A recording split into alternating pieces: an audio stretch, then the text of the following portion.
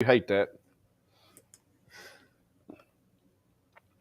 But I know you hate it, but I left it in the house. So, just need better sound effects. well, I guess I could run in there and get them. I think we'll be fine. How is everyone? My hair's all messed up. I've been working.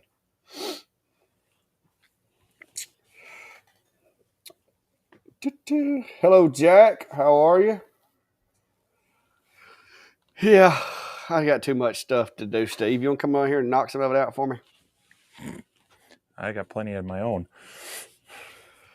Yeah, it's been hectic, man. I can't get caught up. There's your neighbor. There you go. Hello, everyone. Hey, Dave. Hey, Rhonda. Good to see everyone. Hope you're all having a wonderful Easter Sunday, however you may celebrate it. My text is backwards. I set this up every time, and it does not save the settings.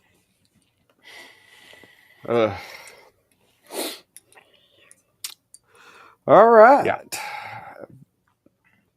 Had to see Yeah. another. It cooled off down here, Steve. I think you sent some of that weather down here because it was actually like hoodie weather the past couple of days in the mornings. Well, it's warmed up here. It was actually warmer outside than in the house and the shop. So that's saying something. And so spring was this weekend. I hope everyone enjoyed it here in Minnesota. It's going to be summer by Tuesday. It's been fun. Get those air conditioners ready. Yeah. No, Brian. It's just one of these days I'm going to get me a place where I can set this stuff up and leave it. But it's like every time I disconnect everything and connect it back, it wants me to go through all the settings. You would think it would save it, but either I'm missing something or it doesn't. I'm not sure which. But yeah, happy Easter, everybody. About forgot. Got up this morning and did the Easter thing, came home, and I have been out here grinding, trying to get stuff done. So trying to stay caught up on my stuff over there. Steve keeps getting me behind. I'm gonna blame it on him. I take no responsibility for anything whatsoever. So have you got your A30 together yet? Yeah, I sent you a picture I thought half you hour had. ago. Well, I've been wide open. Well, an hour ago. Just before dinner, I put it together, and I even I put it next to the A20 as well to try to see the comparison of the two. There, I mean, other than the module that's slightly larger and a different color, you'd be hard pressed to tell the two apart. So Yeah, it looks a lot like it. I do need to know if the legs are the same on the 20 and the 30. I yeah, built me a well, jig kit. I built me a jig kit for the 30 and it works. So if it fits both of them, that would even make it even better. yeah, I'm pretty sure. I'll even check it against the 5 watt version that I've got, the frame. And but yeah, the 5 watt does have some slightly different. The gantry's a little bit lighter Yeah. weight, but the 20 and the 30, it looks like they have the exact same setup as far as the extrusion and the plates and everything. So I Cool. wouldn't be surprised if they were identical.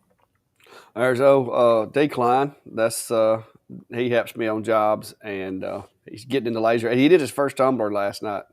Of course, Mm. we're not going to say that he had to call me, but let's just say he got it done. Uh, he got it done. So he's getting into that. Brian, what's that you got going on there? That's what we're hoping anyway, isn't that right, Steve? uh, Yeah, everybody coming out with their more powerful machines and such. I'm, I I've heard it called the laser race or the laser arms race or whatever. I mean, everybody's just trying to one up and outdo each other, and so um, that's good to a point, as long as they're actually putting some effort into making them solid and not just throwing a few features on the thing and hoping it works. Because I think we both experienced somewhere you get the machine, and you kind of go, wait a minute, this doesn't work right. So Yeah, yeah. Some folks tend to rush them out, I think, before they work all the bugs out. And then, of course, me and mhm. you usually find the bugs and figure out what the cure is for them. Yeah. I know that's what happened with a couple of the most recent machines that we got. We found some issues and sent to them. But so far, I'm gonna be honest with you. So far, the Atom Stack, the only issue that I have found is it scared me when I first went to try to do a burn test because it. Oh my goodness! I thought I'd cut a hole in the table. I had to move my workpiece and make sure I hadn't cut a hole in the table. Yeah. But yeah, maybe Acer will hit us up because I've had several people tell me they want to see the V35 versus the A30 and see who wins in that battle. So I Well, would love to be able to do that. I know Acer's got the V35 that's shipping now, but they're also working on a Gen 2 machine that you can go and find on their website if you dig. It's got some interesting features, so that will be interesting to see. Um, yeah, and Brian, yeah, the X Tool did their launch of the P2, their video anyway, and so some interesting information came out about that. I've watched a few other review videos on it. Um, I'd still like to see one. I think if my current impression of it is if you have a solid use for either the pass through auto feed or that 3D Z height adjustment, then it might be worth it. Otherwise, I'm not sold on it yet.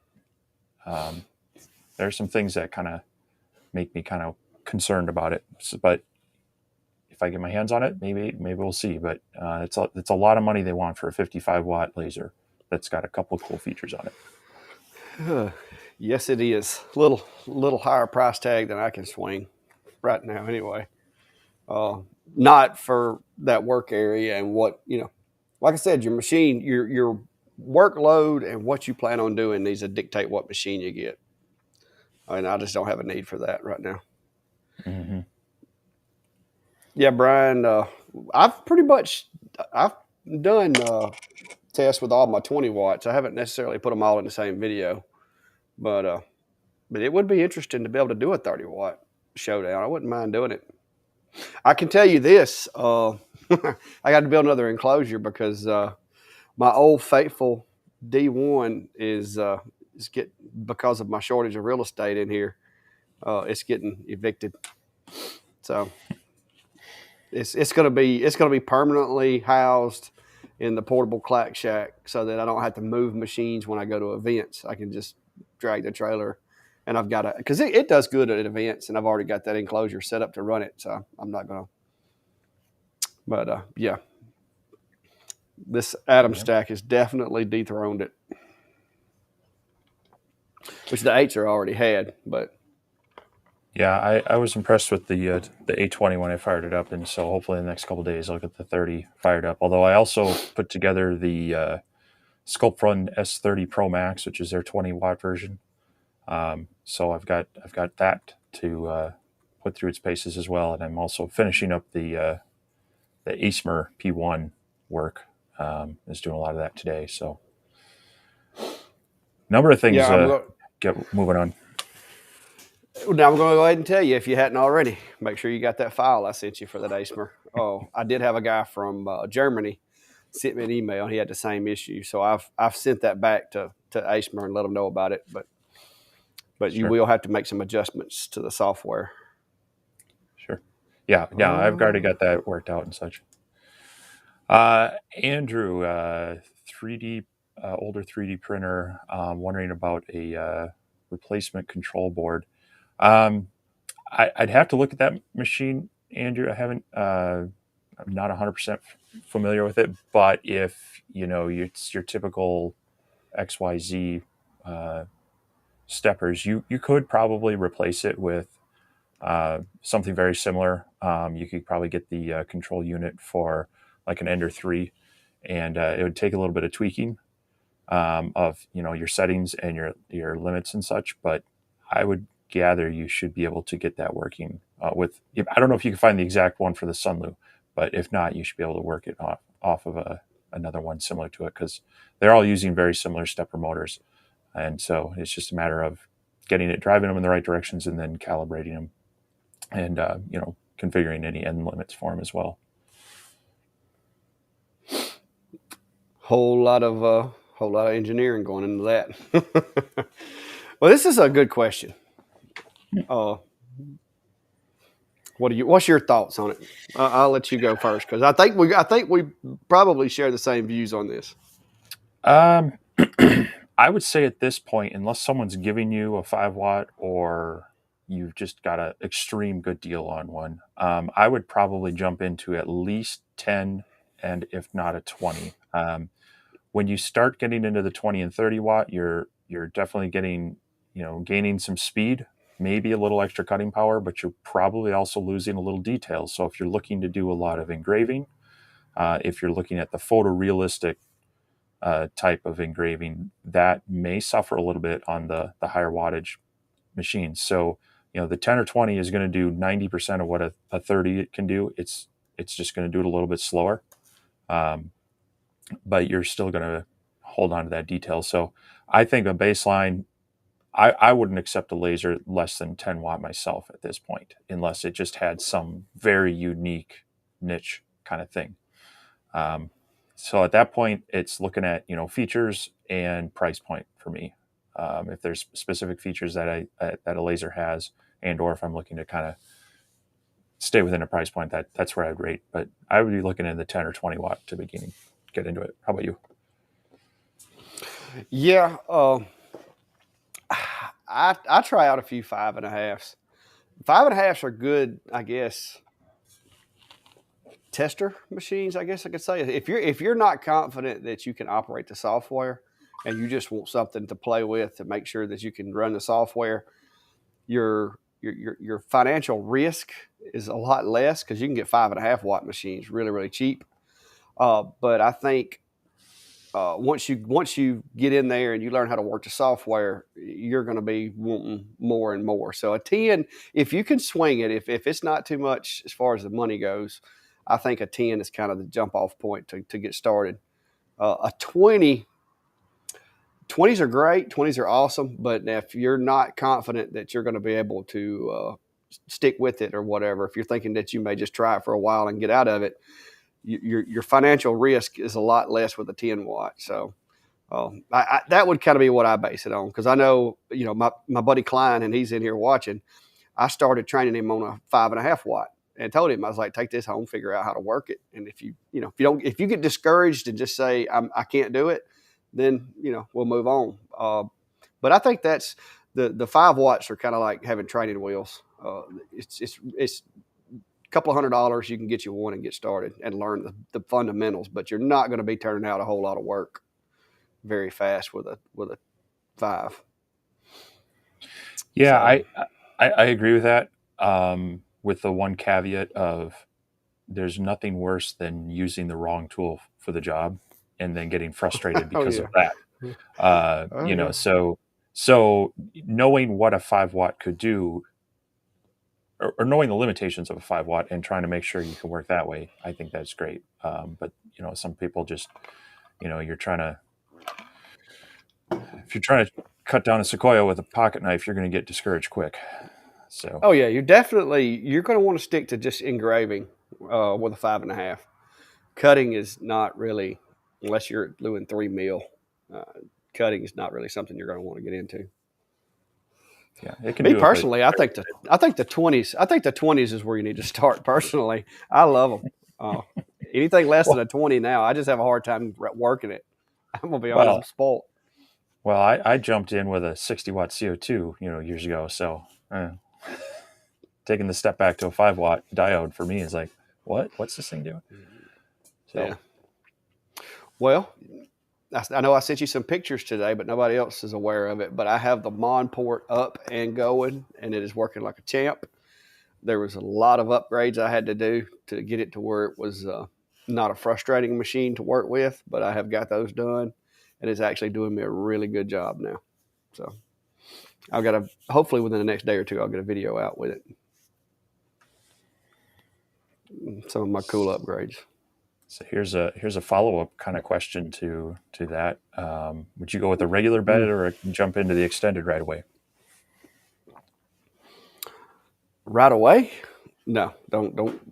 Until you know what you're gonna do and what you need it for. I wouldn't drop any extra money. Uh, you may find that whatever your niche or your product is doesn't require the extended bed, and that save you about $200.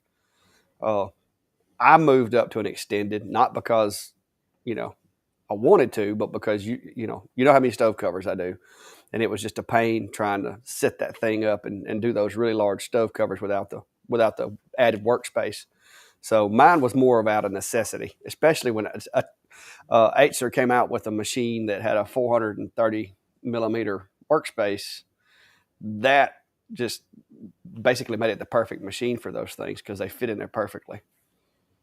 So Yeah, I think the extended bed on these diode lasers, there's two schools of thought: is buy the biggest one you can right off the get go, but knowing how there's also the school of thought of buy the tool when you need it, not when you want it, and yeah, that's kind of part of it too. Because I I've held off from extending my diodes yet because I've got the larger CO2 out in the shop if I need it, and B, I I like the portability of the diodes as they are. They're about 2 foot square. They're easy to move around. They're easy to place on an item.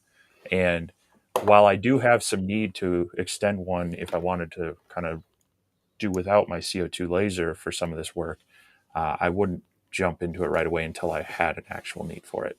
So I would hold off. I would, as especially just getting started. It's because there are some complexities to adding those rails as well. Unless you buy a kit from the get go that is that size, like the Niji, which also has its own complexities as well. Then there's yeah, things you got to jump in, and if you're struggling with it a little bit, then that's just going to add another complexity to it. Or like Brian said earlier, have you messed with a 3D printer before? Have you mastered that? If so, you've got all the patience in the world. Go for it. yeah, yeah. The like I said, the work bed size is really one of those things that if you don't have larger things that you want to do, then it's not going to help you a whole lot. It doesn't make the machine faster. It doesn't make it cut better. There's a lot of other upgrades that I would probably say, unless you need that added space, do the air assist, do the cutting surfaces and the cameras and stuff like that first. And if you run out of toys to buy, then by all means go get yourself an extension kit. Uh, but the reason I did it, like I said, was for the stove covers because I got tired of having to, pick a machine up and set it on top of something and trying to align it and get it right. And, just happened upon the Acer was just the right size. So that worked out. Yeah. And I like Ron's comment here. He's got buyer's remorse. He started with a 5, have a 10, and a regular bed. Now we want a 20 and an extended bed, and that's the That's the way it that's the works. well, that's the way it works. It's also it's hard right now because with all the companies trying to one up each other, um, you almost have to just be okay with having some buyer's remorse, but be happy that you finally jumped in and are doing something. And that's the other reason I say buy it when you need it, because if you need it, then you have a reason to get it. You won't be feeling so bad that you jumped in and now you could have got something better. But yeah, it's tough right now with all the upgrades and the new features and the higher power and the larger beds and everything coming out. It's almost you just have to do a little research, know that's going to be part about it, and just jump in eventually. And Yeah. Do they make an extension kit for the LM2? Do they, Steve? Do you know? I don't know if they have an official one, but I think some people have made their own. As long as you can get Yeah. compatible rails and longer belts, then you can adjust the software for it. But I know they have it for the LM3. I haven't paid as much attention to the LM2, unfortunately. Um, and for others like the Comgrow and such, they don't make a kit, but you can do it yourself with some extrusion rails and such. So Yeah. I tell you, if I could take like four of the machines that I have and you have and like just pick parts of them and put them together, uh, man, there's some cool features. And if you could put all those features into one machine, it would be awesome. And I'm waiting on somebody to do that. I feel like somebody is, but right now it's like I like the Creality's automatic air assist, but then at the same time I like Niji's relay that turns on the air assist from Shop Air, and then Niji also has that M8 controllability, and then you've got the Acer, which I really wish I could figure out how to make that M7 relay work with it. I'm hoping that maybe the next version of Acer's machines will either come with a similar relay or be compatible because and just like with the LM3 with that automatic lights and automatic fan control, that was pretty cool. Uh, yeah, there's a lot of cool stuff out there. What I don't like is if there's no manual override um, in both directions. And sometimes they do that just for ease of not making it complex or difficult, but for the user or for the programming and such. But yeah, it is. There's some cool features on a lot of them, and I think you'll see in newer gen lasers coming out this year. Seeing some of those things integrated better, the auto air assist, auto focusing, things like that on the diodes are going to be coming out more, and hopefully we'll get to see some of them. yes, sir. Yeah, I was actually looking at some of the extrusions because, like with this atom stack, I mean, you could technically, replace the extrusions, the wiring harness, and the belts, and you could make this thing huge because it's just 2040 extrusion. But you know, that's just one of those little things I was thinking about. I did have somebody ask me, and this might be something you want to look into, Steve, and that is if the A30 module will work on an A20. You might want to look at the power ratings and everything and the controllers and see if it's all the same or not. Yeah, I think part of it's. I know the power brick is bigger. I think there's an extra 30 watts there of input power. I don't know how much it actually uses per se, but as far as the frame, I'm pretty sure they're almost identical. So yeah, one thing I don't like though, I noticed tonight is they bury that laser, the plug that goes into the laser module. They bury it in there. That Yeah. you have to push on the wires or pull on the wires to get it out, and that's a big no no for me. Well, That's I some of the got great wires. lucky. Yeah, I used a pair of needle nose to try to get in there and push it best I could. And then I Yeah, used one of my little shish kebab wooden sticks to make sure it was pushed in all the way. yeah, But yeah, pushing they it could have in is done one better thing, on but that. pulling it out, that's my concern when you need to work on it or such that I don't like having to pull on those wires. So Yeah.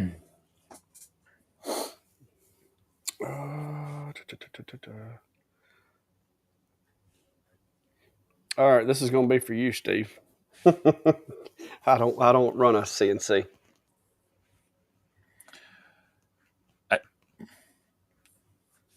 I, I've played with OBS, but I've never had it hooked up well to anything with my CNCs.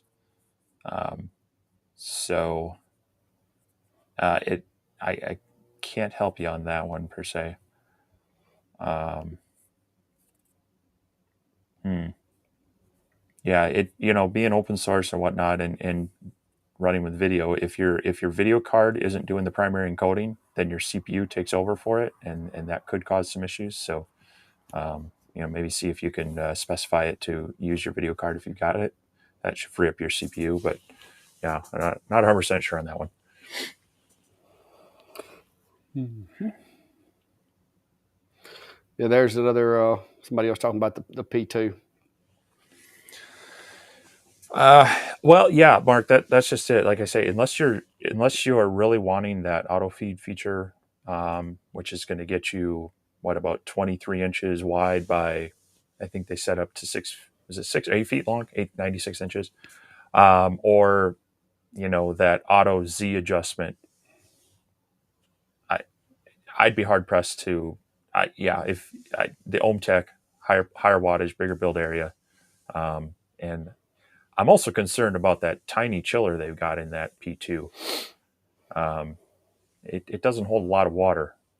There's not a lot of room for a big compressor, so I'm concerned about water temps with that too. So, like I say, I'd love to get my hands on one and see what they're doing with some of that magic in there to make it work. But Yeah, I do not.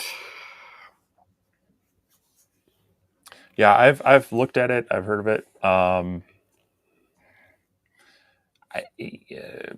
There's so many other lasers that have a lot of those features in them already that um, other than the changing settings on the fly, that it's a great open source. So I think if you like tinkering with electronics and playing, yeah, I think it's fun. Or if you've really invested in your original X Tool D1, or even the D1 Pro, maybe. But yeah, I just there's so many other lasers that have most of the features I need into it that I like to tinker to a bit, and then I get frustrated and move on.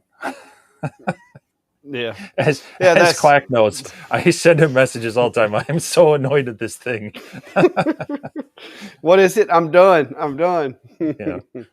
But yeah, oh yeah, I saw it. But to be honest with you, if I was going to get that far off in the weeds trying to modify a machine, I would just dump the controller that they have in there altogether, and just probably just put another controller in there, and then. But you could like Steve said, that frame is not to me. It's not the most ideal frame anyway. So if I was going to spend that much time and effort into a machine, it wouldn't. That probably wouldn't be it. I mean, those are good machines out of the box. I like mine. I made a lot of money with mine. But as far as just throwing money at it, doing those kind of upgrades, I think that's a little far outside what I would want to do. Because like Steve said, I can get the Acer or some of the Atom stacks and some of the other machines and have a way more functionality than what that one has, and even have the ability to customize it even more. So just like I said, just not something I ever really wanted to get into. 20 by 20 work area. What's this? 20. Are we referring to 20 inches by 20 inches? Um, Needs you Probably close not. with the extensions. Yeah, I was gonna say a lot of the extensions get you out to 30 plus, but you're still about 16 wide. Um, when you get into some of these areas, and speaking of that, Devil One, that's where if you've played around with one and you start tinkering, you can. There's plenty of people have been doing their homebrew CNCs and lasers for years. You can kind of take the gantry off of something and look how to modify it. Make it wider, make your rails longer, and play with the software to configure it to your size you want at that point. And that's where having something with a little more typical extrusion, like Atom Stack uses fairly standard 20 by 40 extrusion, you could easily source some aftermarket rails for that if you wanted. Whereas the X tool far more proprietary. Even the Acer, with their style. Yeah, it's that if I'm going to start tinkering at that point, I'm probably going to go with something far more open source, kind of typical off the shelf rails and such. But You're going to make fun of me, Steve, but guess what I had in my cart up until a few hours ago? an 8-track. No, 48 inch 2040 extrusions. I was considering it. I was considering making me a 4 foot by 4 foot laser using one of these other guys that I've got that I don't mind tearing apart, just to see if I could do it. And you tell Uh, me you don't have room for a CNC. well, I don't, but I was just thinking. I mean, this whole mount it to the wall thing. You know, if I wanted to do a 4 foot by 4 foot engrave, I technically could mount it to the wall and run it as long as you're not cutting. Yeah, I just was wondering what it would look like, a 4 foot by 4 foot laser.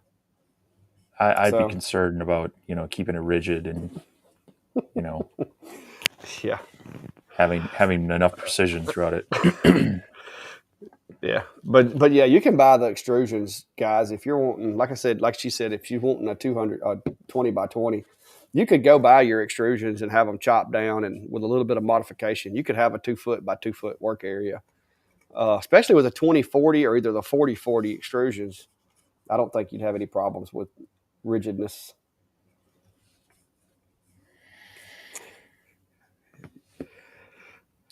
So Yeah, I'll eventually get a CNC, bro. I mean, Steve stays on me about it. Somebody was asking about the switches earlier. I saw it Daryl is briefly. asking. I don't make them. You were connected with the guy that sent Yeah, you it's the Ronnie's his y name. axis one, but Yeah, Ronnie's his name.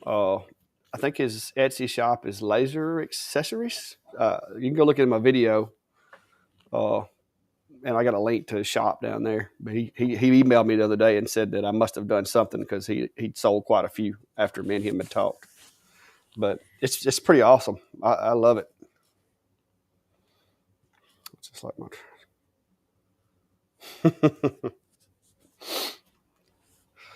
Well, Brian, if I had the money, I would already have a building. But that's the kind of the killer of all dreams, I guess, is the fact that I don't have the money for a bigger building. I would love to have one, just not in the cards right now.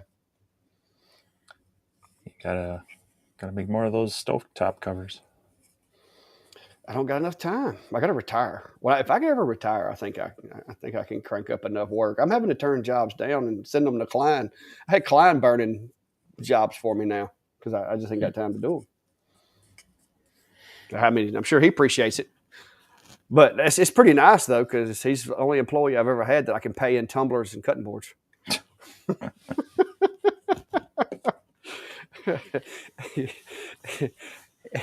He said he'd rather make him an Amazon order and get the business discount on Amazon than give him cash. Mm. Hey, whatever works. Yeah, yeah, take a larger cut. No, I'm just trying to stay caught up, guys. Because like I said, when I get ready to retire in hopefully 2.5 years, I'm gonna rev it up really really wide open. Then the laser business is going to get a lot more, and so I am going to need more room for machines, and so I'm going to have to figure out something. Yeah, I'm in the same boat as Mark here. I maxed out my What? percentage of cover. So with the city, we can only have like a third of our lot that's non-permeable. So that's concrete or any structure, not including portable buildings like a shed or something. So yeah, I'm maxed out on that. So for me, I need to be better about utilizing my space a little better and maybe properly conditioning it in the winter. So I feel like working out there, but that's the Well, joy of living in the city. we don't have those problems here. Uh, Pretty much anything goes. Uh, but I guess if I had it to where I had too much of a percentage of my lot taken up, it would be a really really big shop. But yeah, that's why I don't live in the city. Because if I decide I want another building, I'm just gonna go up there and cut some trees down and put one up. Well, I've looked into it. They want a pretty penny for land out here unless I move way too far away from where I work. So I either need to Oh, quit work, which said I won't be able to afford the house, the land out in the country, yeah. or yeah. So Uh, Norbert, you're asking about the lens orientation. So generally, if you have the flat side is going to go down towards your material, and the curved side is going to go up. and that should be setting your focus properly on that, on the actual focus lens. On the cover lens, they should just be flat and not matter. But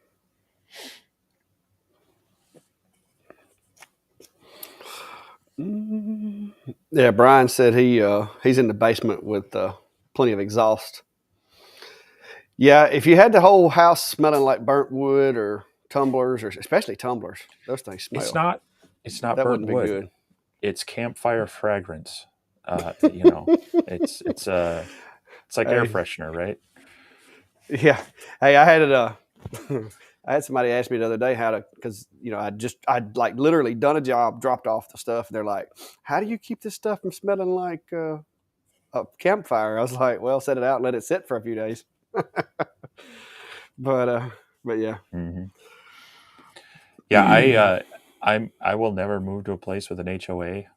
Even if I didn't do the laser stuff, I don't.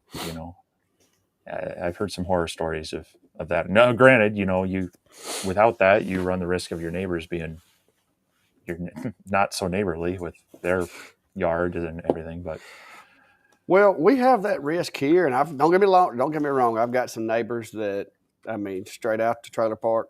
I mean, and they don't know how to clean their yard. They don't know how to keep their animals put up. I mean, that happens out here, mm-hmm. no doubt. Luckily, where I am, I'm surrounded. I don't know if you've seen the drone photo, but I'm surrounded by a family-owned 3,000 acres that they keep cows on and hunt. And then across the street, my nephew just bought the 20 acres across the street from me. I got a Vietnam vet owns the 20 beside me that keeps to himself, stays in his house. He does have some stuff around his house, but it doesn't bother me because you can't see it from my yard. But yeah, I mean, in loud parties and stuff like that. There's a venue right across the road from my house, so some nights they're cranking the Hank Williams until 2 in the morning. But hey, I just go grab a beverage and sit on the porch and enjoy. There you go. Yeah, yeah. I'm pretty much a live and let live kind of person myself. I'll do my thing, But you do your thing, as long as we don't encroach on each other too bad. I don't care. But yeah, but with that, I mean, I am in a neighborhood. The houses are. I mean, we're not like right on top of each other, but close enough. And so, luckily, my shop is my garage, which is off the alleyway. Which we're at the very dead end of the alley, which is bad in one remark, but no one comes by my shop unless they're coming to see me. And so it's my shop is actually about as far away from any other house as it can be, and then I've got it fully insulated, so I can be running my CNC in there, and as long as the doors are shut, there, it's just a hum outside, and they don't, I've been up late, cranking out, airplane stand parts and whatnot, and no one cares. So yeah. Well, I haven't had any complaints. The sawmill is probably the loudest thing I've got. The cows don't mind. I did have a really large bull look at me funny the other day when I was up there. But luckily for me, there was a fence between us. Yeah. Go hang out in the shop with them. I so don't know who's talking to you or me or.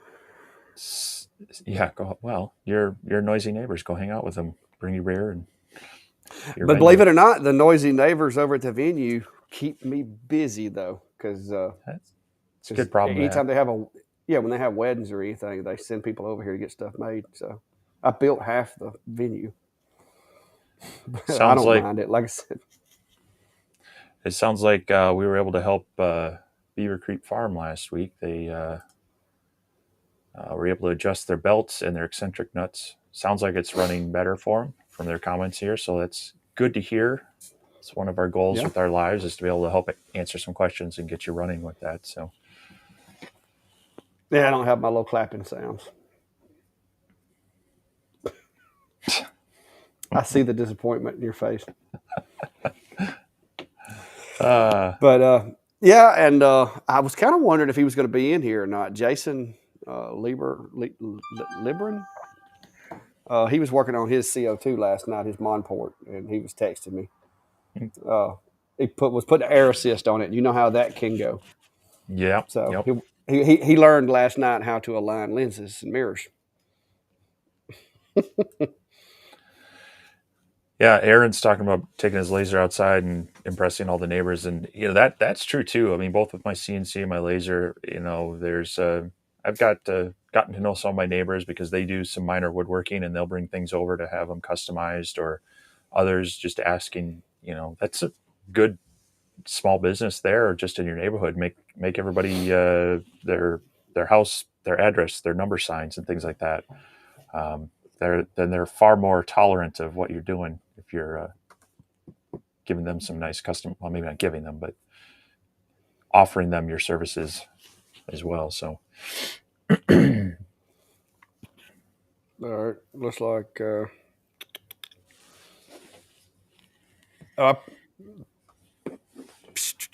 laser tree K30. Haven't heard of it. remember, I don't. Yeah, I don't know. That is very similar to the the Comgrow module. At least some people are saying they're not their K30, but I think their 20-watt module is very similar. So, but I haven't seen this actual module. I haven't seen them actually use it. Mhm. I haven't heard of it. Haven't seen it either. I'll look it up, but yeah. Well, who was that? Beaver Creek. I would love to comment and reply, but I'm glad you got it fixed. Every time I try to reply to a comment, I get an error, so I'm going to refrain from that. But glad you got it working. Uh oh, your buddy's having an issue.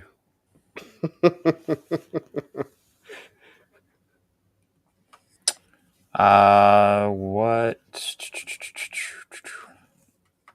So, if if it feels stiff and the belts, if you've loosened up the belts and the eccentric nuts, I would individually check each of the wheels and see if one's sticking or dragging. There are bearings in them that shouldn't go bad on a laser, but if there's something bad with it, that could be it.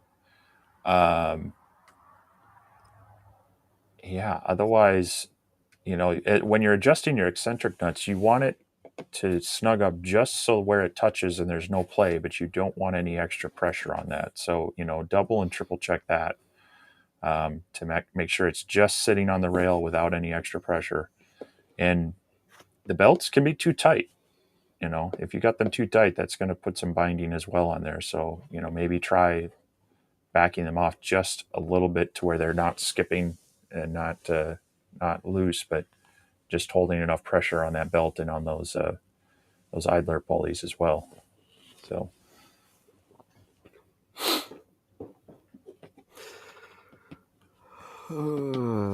there you go. I assume he's talking about your new 830 downdraft thing.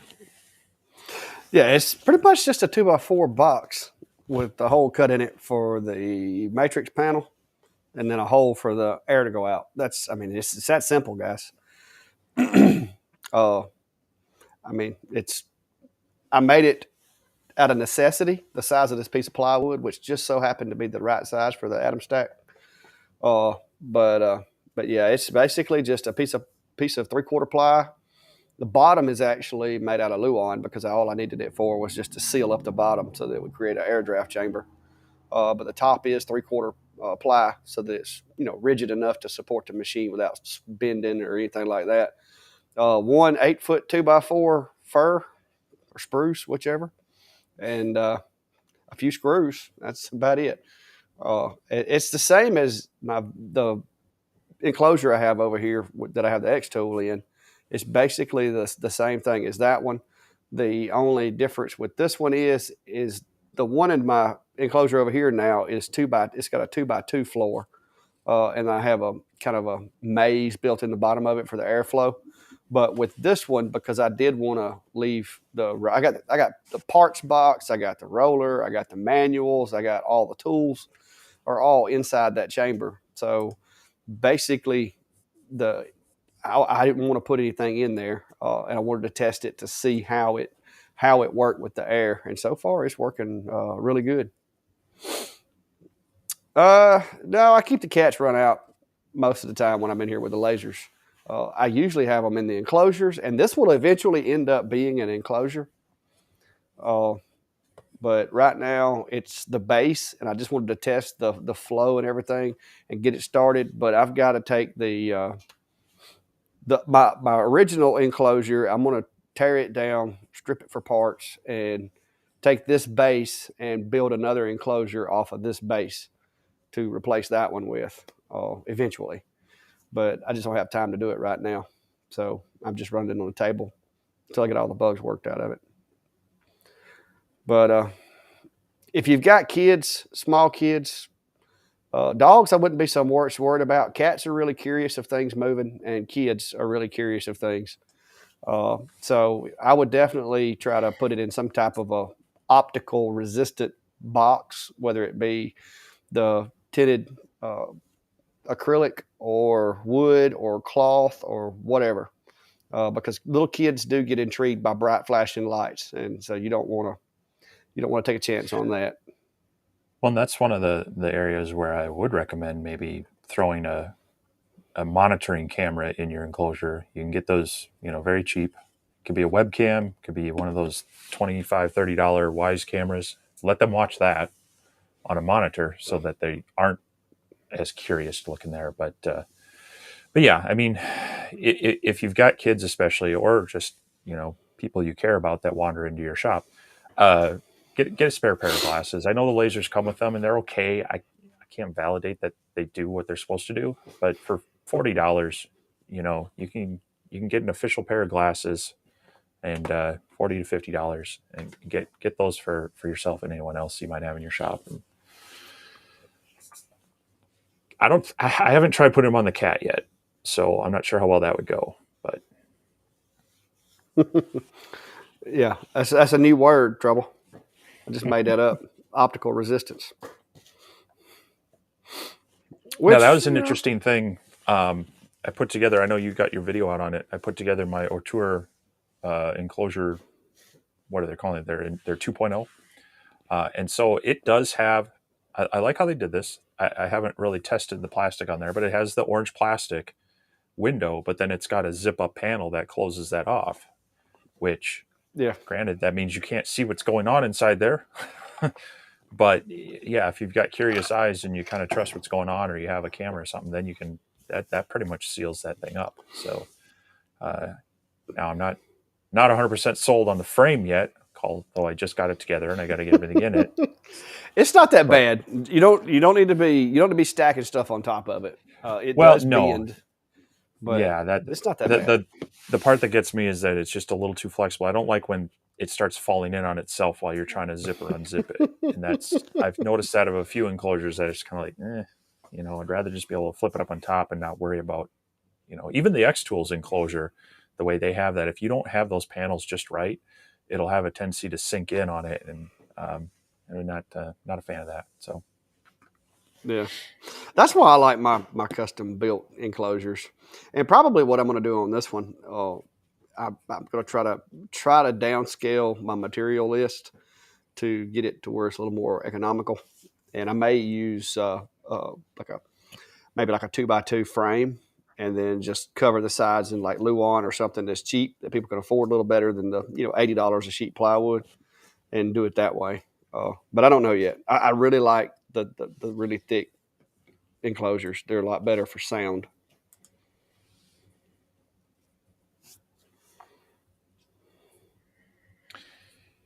yeah, yeah, I would agree. Having a little more meat to them does help. But see, my reference is CNCs to lasers. I don't, the lasers don't make a whole lot of noise compared to them. So Yeah, yeah. CNC, you'd need my earmuffs over there for that. I would imagine. But it usually you depends. can't hear it in here for the radio. I've usually got the radio wide open. So So what really, I mean, you could quiet down a CNC to where it's just the basically the chatter from the bit, which you shouldn't really have chatter, but you're going to have some noise from the bit. Uh, However, what you really get is if you're using a router, you got the air cooling. Routers allowed, but you can get a water cooled spindle, but then you still have your dust collection. So if you can get your dust collection outside your shop and a water cooled spindle, you can actually get a CNC to machine router to not be terribly loud. But yeah, it takes a lot, and an enclosure is usually a lot easier, and that helps just control the dust. Because if you think smoke's bad with a laser, dealing with dust flying around, chips flying around from a CNC, you got to have good dust collection, and it's even better if you can have an enclosure to help contain it even more. So Yeah, I finally got a decent. It ain't the best, but a decent dust collection on all my saws and stuff. If I can keep from stopping up the blower. Uh, I did run some stuff through the planer the other day, and I run it against cross instead of running it across grain. I run it with the grain. That was a no. Yeah, that looked like a bird nest. but uh, but yeah. All right. It's gotten awful quiet. Nobody's asking any questions, or Brian's not commented on your beard not once tonight. I mean, what is up? Oh, mosquitoes. Let me close that door. Mosquitoes are starting to come in here. I'm not going to talk about it because I'm sure we're going to have them in like 2-3 days. We've got other bugs out already, but I luckily haven't seen a mosquito yet. So, Ron's question. which one's that? Yeah, Ron was saying he wished that Lightburn had a file optimizer. They call it optimization, but it's not that great. They've got optimization as far as how it's going to arrange your current pathing. I don't know that they have a layout optimization. I know various CNC tools will have that. CAD tools will have it. But yeah, I agree that because especially if you get into the point where you've got a file that you run over and over again, and so you're doing production, lining up just two straight cuts so that instead of cutting one side and the other, you can cut your time in half by just having it cut one path. And you do that enough, you can take, a 20-minute file, take it down to 15. And, if you're doing that time and time again, now you've probably saved yourself an hour over an 8-hour day kind of thing. So it is worth it to optimize it both in the lines that it needs to cut, but also in the pathing that it takes. But yeah, Ron, I think you're right. There's probably a third party or an external one where you can do the layout. And I know what you're talking about. It's drawing a blank on me right now. So, but yeah, it's definitely worth it if you're going to run it more than once or over and over again. But yeah, if you can position it takes a while because I do it on a lot of the ones that like the ink bandits and some of the other things that I burn a lot of. You have to move those parts to where the lines overlay each other and then take out overlapping lines. And it takes a while, but if you're doing like some of the stuff I do where you're doing 250 or 300 of them, it actually pays off in the long run because you spend an hour optimizing the file, but then you save 6 hours, doing 500 of the cuts. All right. Well, this is how it started, guys. I was out getting my pizza. No. Seriously, no. We actually met on the internet. We've actually never been in the same room together yet. That's coming. Steve's coming through in May, right? Yeah. Sooner than May. Is it? When is it? It's like 2 weeks. Oh, yeah. I need to get that room for you. If you decided what time he's going to be here, I need to get that taken care of. Remind me of that. Yeah, believe it or not, when I first got into lasers, I actually watched some of Steve's videos, and just kind of knew him from watching his channel. And then when I started my channel, and it kind of got to where it was actually a thing, and it wasn't just me being crazy out here with my camera and my wife making fun of me and rolling her eyes at me. We just kind of started messaging and commenting on each other's videos, and it just went from there. But yeah. I'd love to tell you that I was walking through Maynard's going to buy my pizza and we bumped into each other in the plywood aisle, but that ain't how it happened. Menards, that's how you say it. Menards, right? What's the pizza hardware store? Yeah. Menards. Well, it's pizza and occasionally other things, yes. Yeah, you But can get your pizza, your ice cream, and your 2x4s all in the same building. yeah. But no, it was just like I said. We just started messaging. There was, of course, there's always something that comes up, and like I said, I knew Steve knew stuff that I didn't, and so it went from there. And he's been giving me a hard time ever since. He So likes to bully me. so jumping back to the nesting one, troublemakers pointed out, yeah, the arrange and Lightburn, there is nest selected. What that does is it takes you to a website called SVG Nest, free and open source nesting for CNC machines, lasers, and such. So it's not inside Lightburn, but you can take your file, you can move it in there. It'll let you set some parameters and help optimize it for you.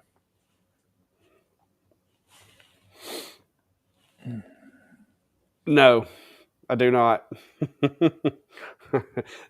That's common sense, guys.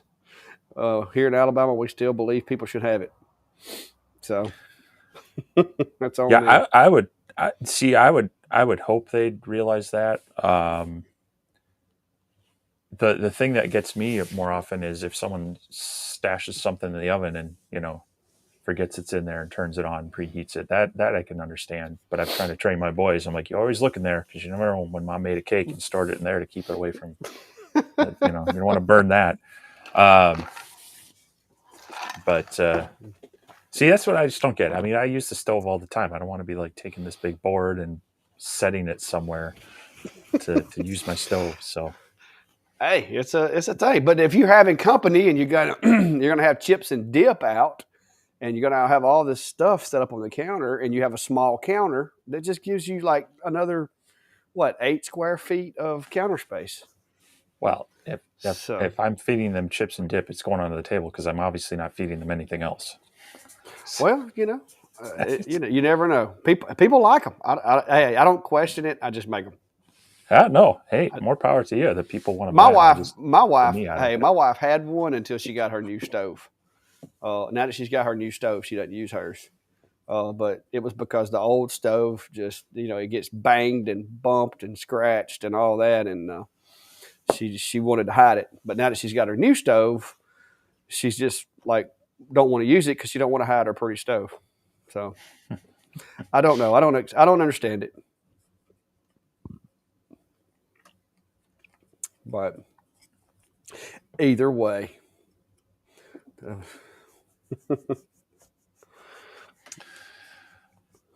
Uh,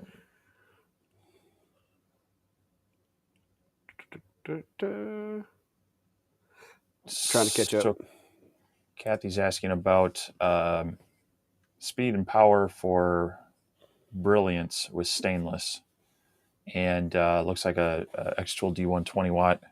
Um, that I actually did that with the Ortour, which was a 10 watt, and I'd have to go back and look, but I believe my speed was right around 2,500 millimeters a minute, and I think my power was up around 75. It does like to be. I mean, they say it's for CO2 and fibers because they're expecting to use a little extra power, and so on that, and especially when you're marking it with the black, I wouldn't worry about running it a little hot. So running at 75, 85% shouldn't be terrible. And then play with your speed. A little trick to, if you have it and you don't want to waste a tumbler, go to your home center and pick up these stainless steel plate covers. You can do your test grids on here a lot cheaper than your tumblers, and it'll get you in the ballpark. So these Yeah. are, a couple bucks tops. Well, I've got the video I just did on this guy on the Acer, which is 24 watts, but I can't remember what the settings were. But you can go back and watch the video. I did a bunch of test grids too. One side of this I did at one setting, and the other one I did at another setting. I will tell you this: if you're gonna experiment with tumblers, it's better to go too hot than it is not hot enough, because if you go too hot, you actually may discolor the stainless slightly. But if you go too cold, you're going to leave the coating and it just looks bad. So I would rather go a little too hot on a tumbler than not hot enough. Well, and they're talking about using the marking spray, so going too Yeah, hot's really not going to matter. If you go too cold with that, yeah, it's going to be light or it's going to wipe off.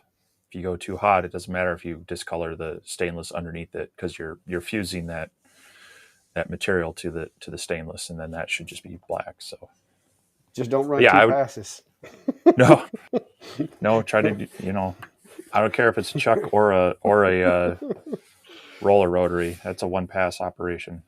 So Yeah, if you do two passes on any kind of marking spray, the second pass takes it off. So, just if you were thinking about it, mm-hmm. I did some glass earlier with the Atom stack and Surmark, but I haven't even got that edited yet. I finished it up right before the live. Second fireproof safe. I'm gonna be honest with you. If I was single, I don't know that I have an oven. I just have a microwave. I think that's the point. Yeah, The oven's yeah. I never don't even think I used, put so one I in the still house. Yeah, I don't even think I'd have one in the house. I don't do a lot of cooking. I have a grill, a smoker, and a microwave. That would be it. Yeah, I was gonna say if it goes in the oven and it can't go on my smoker, then well, I don't like doing it. The thing with marking spray, and this is just my opinion, Steve can probably give you a more scientific explanation of it, but you don't really want to do a whole lot of overlapping the lines with marking spray because it does get put on there with heat, but if you go over it with that second pass and the third pass, you're eventually you're going to be putting it on and taking it off all in the same run. So I experimented with turning up the LPI today, and that's what I found is that less of the Ceremark stays because of the increase in LPI. What do you think, Steve? What's your theory? Yeah, I mean, I could see if I can see if that if we had if you're running it really hot, I could see that being a problem. Um, if I do agree that I try to stick to pretty close to my dot size. So if it's 0.8, I'm going to try to line that up in your DPI. If it's I've seen some claim they're 0.6, so I might take it higher then to make sure you cover that. But I'm usually around that 0.1 to 0.8. Did you throw that up there? I don't know what you're talking You did, didn't you? You did, didn't you? Yeah, I don't do a lot of cooking, guys. That's why I said if it was me, I wouldn't have one. I don't do that. I'm not disputing that. Just like laundry, I'd have to hire a laundry service or something because I don't do laundry. I just have to go buy new clothes every week. I don't know what I'd do. Go broke with all that eating out and Well, clothes let's just put it this way. I have never been single as an adult, so I wouldn't. I don't know. I don't know what I'd do. Since I have been an adult and been on my own, luckily I've had Brandy around to kind of help take care of me. So, well, I don't even want to think about that. We just celebrated our 23rd wedding anniversary yesterday, and Carla does probably do more of the actual cooking, but she's also we've got 3 boys, and she's been on them since a young age. You're going to learn how to cook. You're going to learn how to do your laundry. You're going to do this part of family. You do some chores, and so we all pitch in. There's no that's your job or my job kind of thing. So, but it's since we got the smoker and the other grills outside, that's made me more excited to do more cooking because I like doing that more. So there's your lenses. Joseph, yes. So my friend Mike was doing that for the better part of last year, but he kind of wanted to get back into retirement. So I do I do have them. I have them on my Etsy store, as well as if people reach out to me directly, I can do that through PayPal. What they are, I don't actually have any right now, but they're I sell them in packs of 8. They're 1 millimeter by 12.5. The stock lenses on most of these lasers, and it's the same thing for the 8er, same thing for the X tool, even some of the later Comgros. They all use this kind of brass cover on the lens, and then you can. But they've also been trying to glue them in recently, so you can get that cover lens out. You can replace it. I sell them in packs of 8 for $22, and I include some O-rings in case because some of the newer ones, X Tool didn't have the brass nut in there. They just put them in with the O-ring and they glue them in. Well, the O-ring will hold it tight, and then you can replace that as well. So um, if you hit up any of my videos, I've got the link down in the description. Otherwise, just message me on Facebook, and I'll get you the information there as well. So try to make them economical. They are kind of a consumable item depending on what you're doing. But yeah, that's my really bad sales pitch on them. Go get more lenses. Well, Brian, typically she doesn't go off for a week a lot. She's very much a homebody. Uh, she she is capable of doing so, and I'm capable of surviving. Now, most of my meals will come from a microwavable type setup or pizza shop or whatever. Might go down to the gas station, get some gas station chicken. Maybe go up to the other gas station, get some chicken livers. But I can survive. I mean, uh, typically she has laundry done, so that's not really a problem. But yeah, usually I try to go with her, so I don't have to struggle through it. But yeah.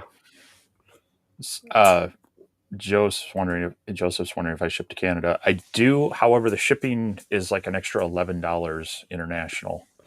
So it ends up being $33 to ship them up there. So I dropped the Etsy link there. Otherwise, if people reach out to me through the Facebook page and such, I can also do direct through PayPal as well. So What? You don't eat gas station chicken up north? What the heck? That's some of the best chicken. well, now it depends on the gas station. Now we've got what's called a Quick Trip up here, and Yeah. they're actually based out of Wisconsin, but they're in the Midwest area, and they're kind of like a mini grocery store. And I mean, you can go and buy, bread, fruit. You can buy steaks for the grill, and they do have some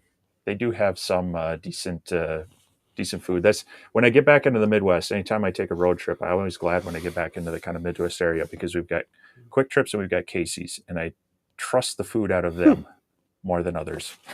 So Well, we've got this little gas station that's probably about, I don't know, 4 miles from my house, 3. And it's a rather new one. They just recently built it a couple years ago. And I don't forgot what nationality the guys that run it are, but they're not from Alabama. But they've got some really good chicken in there, and the chicken fingers are like they look like they come off a pterodactyl. I mean, they're huge. Like 3 of them is a meal. So when I'm in a bind out here at the shop working and ain't got time, wife's not here to get me anything to eat, we just run down there and get some chicken. Or you can go to the other way, and the store up on top of the hill up here, they sell chicken livers by the pound.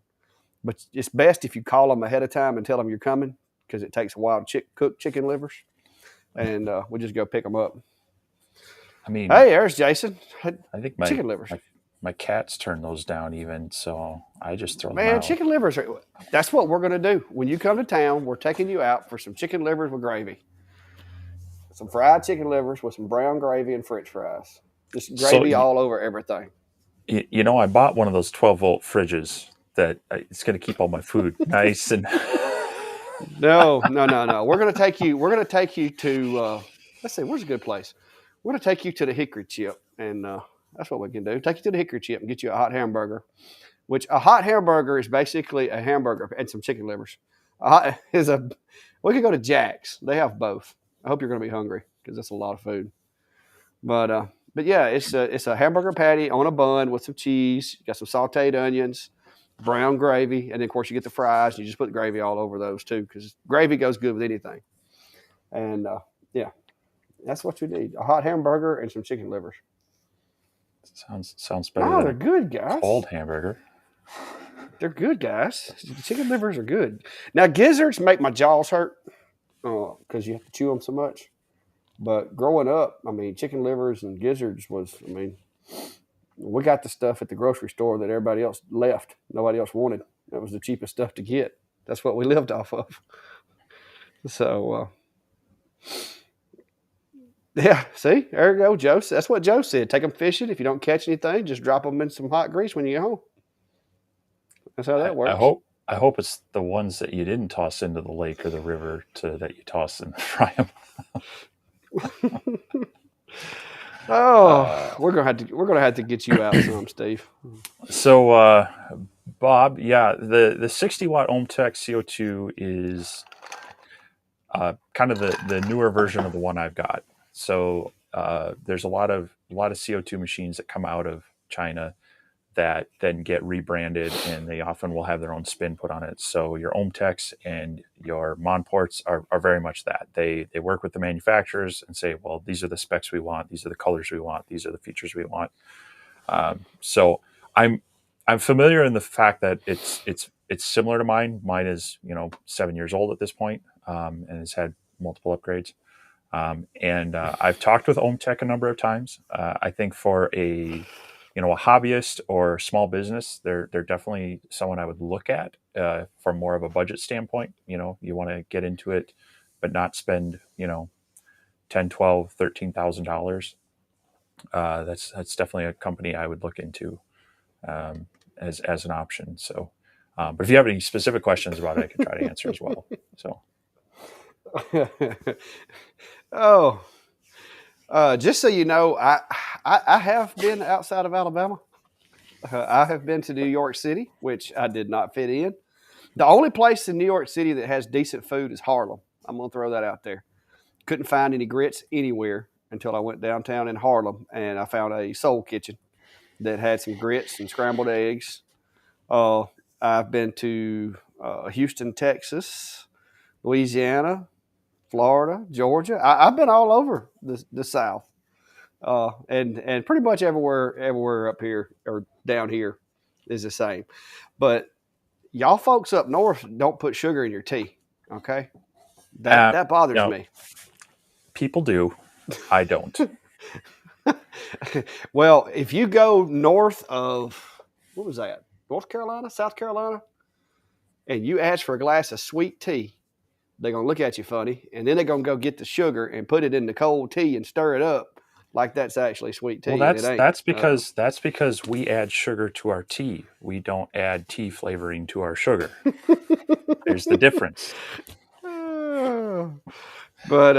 But yeah, no, I've been outside of Alabama, and I've tried other foods. I went to when I was in New York City. I actually found a Jewish pizza place. What do they call it? Anyway, it was like some kind of cheese pizza. And I bought one of those there because I had never been, that was something I'd never seen. And that thing was really good. Like I ate the whole large pizza, which their large pizza was large. And I ate the whole thing myself. I also, while I was in New York, tried some Jamaican habanero split breasted chicken or something like that. That stuff had a bite to it. So I've ate Jamaican. I eat pretty much anything that I can catch that doesn't outrun me. So my wife can vouch for it, guys. I don't turn down much. I did turn down the stuffed mushrooms the other night. I thought it was a potato. It looked like a potato with cheese all over the top. So I went, I fixed my plate. My wife had sent me a text, said supper was ready. Went in to eat. And so we had some, I think it was like, what was it? Wings. Had some wings.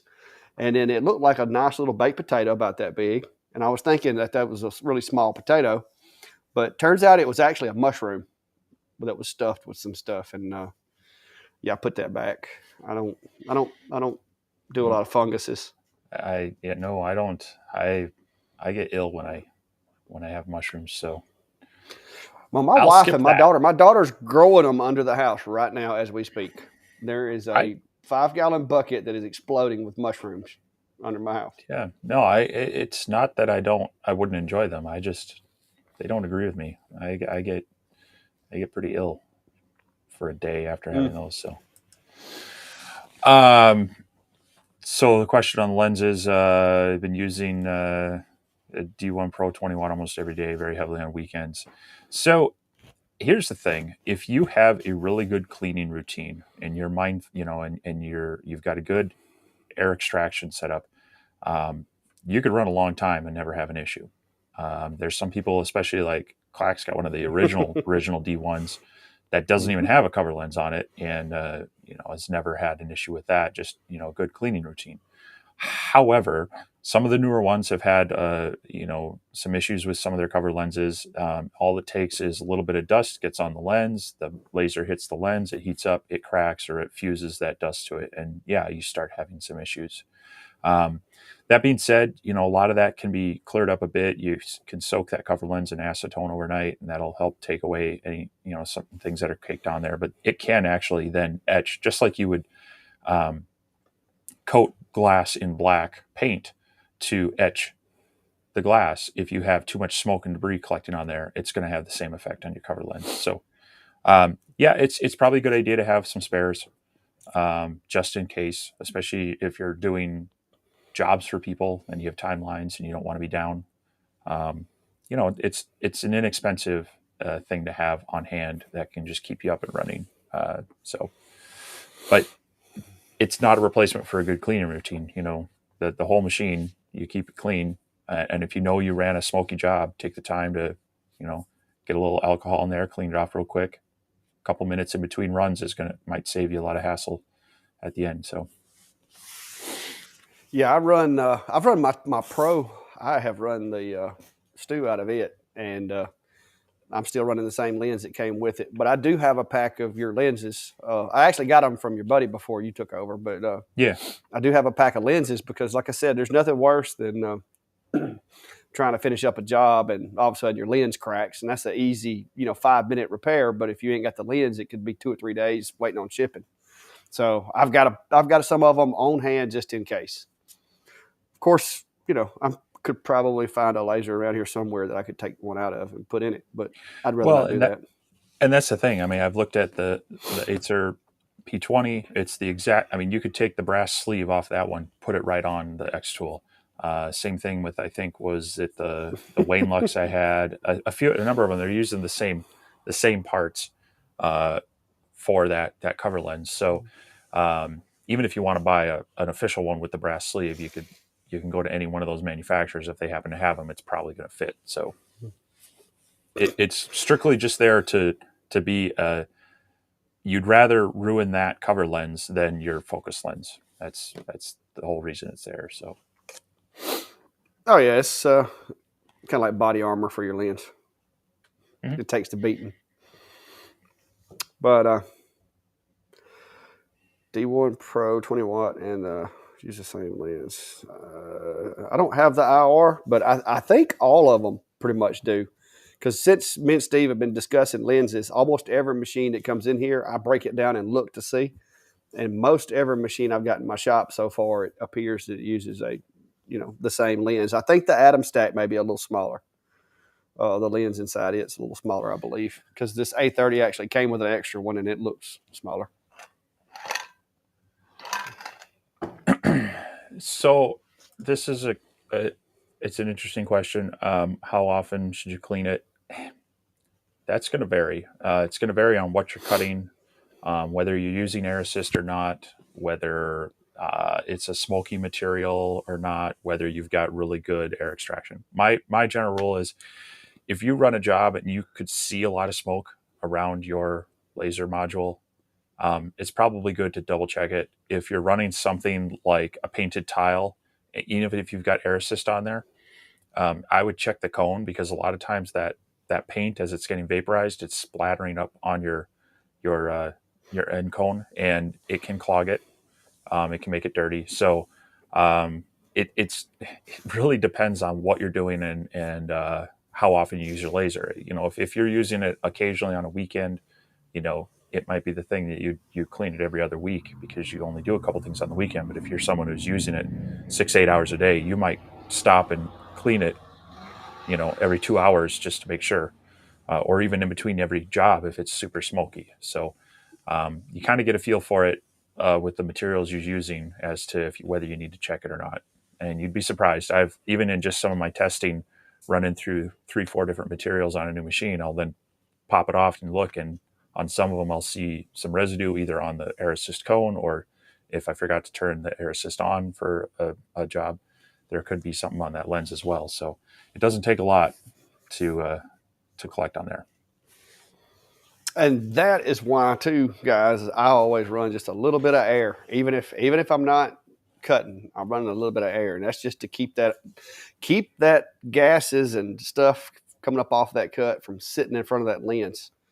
Uh, Now this new cutting surface and little setup I got here is doing a really good job with that. So I'm looking forward to getting that in an enclosure. But yeah, the key is to keep those things clean and they'll last longer. But if they don't last, Steve will sell you more. So So follow up there, Joe's asking what's the difference between the ones I'm offering, the Live Pixel and Hemsley. So here's my take on it. So what they're offering is some mineral glass, and then often with a coating on it, and the claim is that they will um, they lose less light through them. They have the coating that keeps them clean longer. The hardened glass is less likely to maybe crack and break, and that is true to a point. My thing is, if you're doing your cleaning routine, the plain clear glass is good enough, and your coated glass is still going to need to be cleaned. And after you clean it a few times, that coating is going to start wearing off. Um, and as far as light transmission, you may or may not get a little bit more out of mineral glass versus just plain clear glass. I I offer these up as really it's a budget, it's a consumable item. I want it as cheap as I can. I'm going to take care of it as best as I can, but when I have to replace it, I don't want it to be costing me a ton. And so that's my take on it. I'm not saying that theirs are worse or that it's not worth it. They're science would say that yes, you may get some better light transmission through there, or they may stay cleaner longer. But that's not to take place of actually doing a good cleaning routine. And if you do that, you make sure it's clean when you install it. You keep cleaning it while it's on there. Then hopefully you really shouldn't need too many. I mean, I'm offering 8 in a pack for $22, and hopefully that lasts you until you upgrade your laser. So, yeah, like I said, um, about a year, and I'm still rocking the same one, taking care of it. So now it probably wouldn't hurt me to go ahead and change it out, but until my cut starts suffering, I'm not going to. yeah, and that's one of the good signs on it is that if you notice there's a power issue, it's a good time to check your lenses. Jim's asking the same thing as how often would you clean on the CO2? It's kind of the same thing. If you're running your air assist and it's a good air assist, hopefully nothing's getting on there. I always run just a minor air when I'm engraving, full air when I'm cutting. But the thing that you got to remember with the CO2 is you also have the mirrors, and you can get on the top side of your lens if you get smoke in through the top part of your mirror, or you can get it in through the bottom. So there's no real way to isolate it from any dust. So there again, I try if I'm using my laser heavily, I try to do it at least once a week, and by heavily I mean a few days a week. If I'm running like 8 hours, I'll do it at the end of the day. If unless I notice an issue, and that's sometimes it. You notice like why am I feel like I'm losing a little power? Well, it could be a little smoke on your mirrors, it could be a little smoke on your lens. Um, and yeah, it even on the CO2, it takes maybe 5 minutes tops to wipe down all your mirrors, let the alcohol clean off of it and such. And I see there's some people asking about how to clean it. Um, I use Q-tips and isopropyl alcohol. One thing I would recommend is get yourself a pack of these special fancy Q-tips. These will not leave lint, whereas your typical cotton swab, you might lose some of those little threads on there, and if those get stuck on there, then that's bad news as well. Whereas these will not have that issue. If I can get it to focus on that again, so you'll notice there's really not any fibers that are necessarily going to come loose. So they cost a little bit more, but when you're talking about, especially in a CO2, your actual focus lens that isn't just a piece of glass you can easily replace, which you should still have spares. I like to make sure that I'm not leaving anything on there or on the mirrors. So, and yeah, as pure alcohol as you can. About $16 on Amazon will get you like 32, or is it, what was it? I think it's about a 32-ounce bottle of 99% alcohol, and that'll last you a long time cleaning lenses and mirrors. Yeah, it doesn't take a whole lot, especially with the diodes, because you really only have, like I said, that one thing, and it also, the alcohol will help cut some of that gunk off of the cooling fans and stuff, cooling fins. Now you can't really get in between the fins if you let it get that bad, but I like to try to clean that metal, because if the metal's touching the air and doesn't have that coating of gunk on it, it ought to cool a little bit better. I just use regular rubbing alcohol. I mean, you can go to Dollar General or anywhere else and get it. Now, the stuff that Steve's saying, that's like your super unleaded. That's Yeah, that's a little higher content.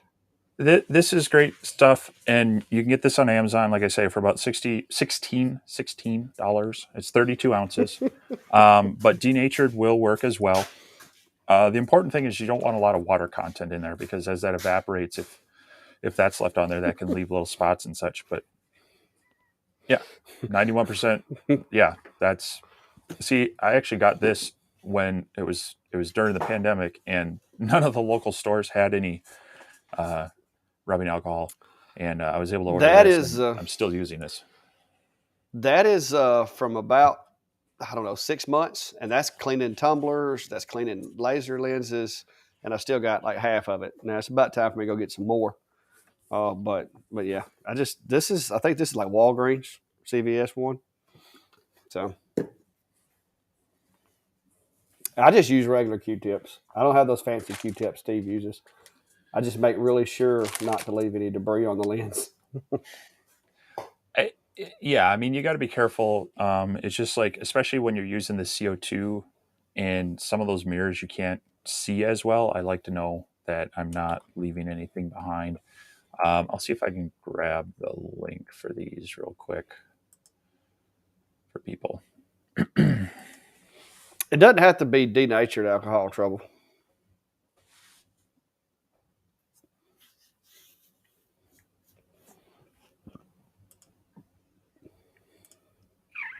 So you get them in a pack of 200 for $12. So I will drop that.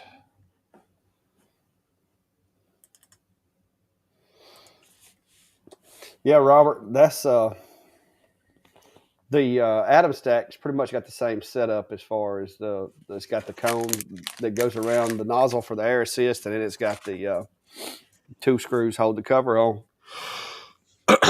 But I take the covers off of mine and put the screws back in the hole. That way, when I do take it off to clean it, it's obvious you put the screws in the holes that don't already have a screw in them. So if you take your cover off, it makes that part a little simpler.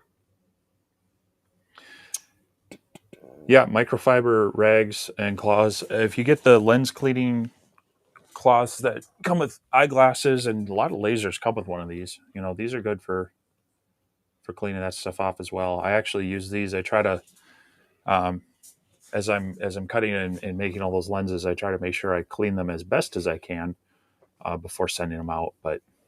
And that's what I use. Yeah.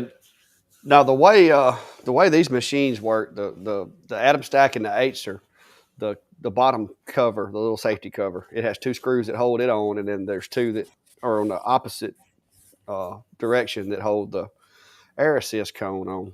And like they were saying, when you take it apart to clean it, if you're not careful, you'll put the wrong one in the wrong holes. But I just take the covers off of mine and put the screws back in the hole in case I ever do want to put them back on there. And like I said, it just keeps down the confusion because I only got 2 holes that don't have a screw in them. $16 for 500 milliliters. Oof. What's he buying?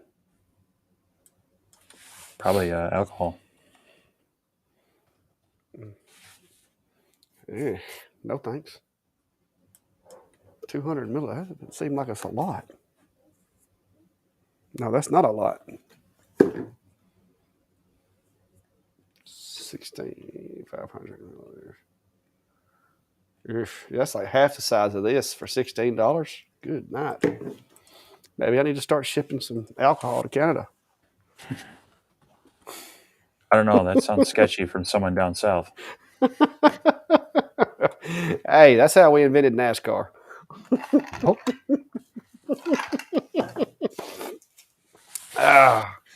how NASCAR got started, man.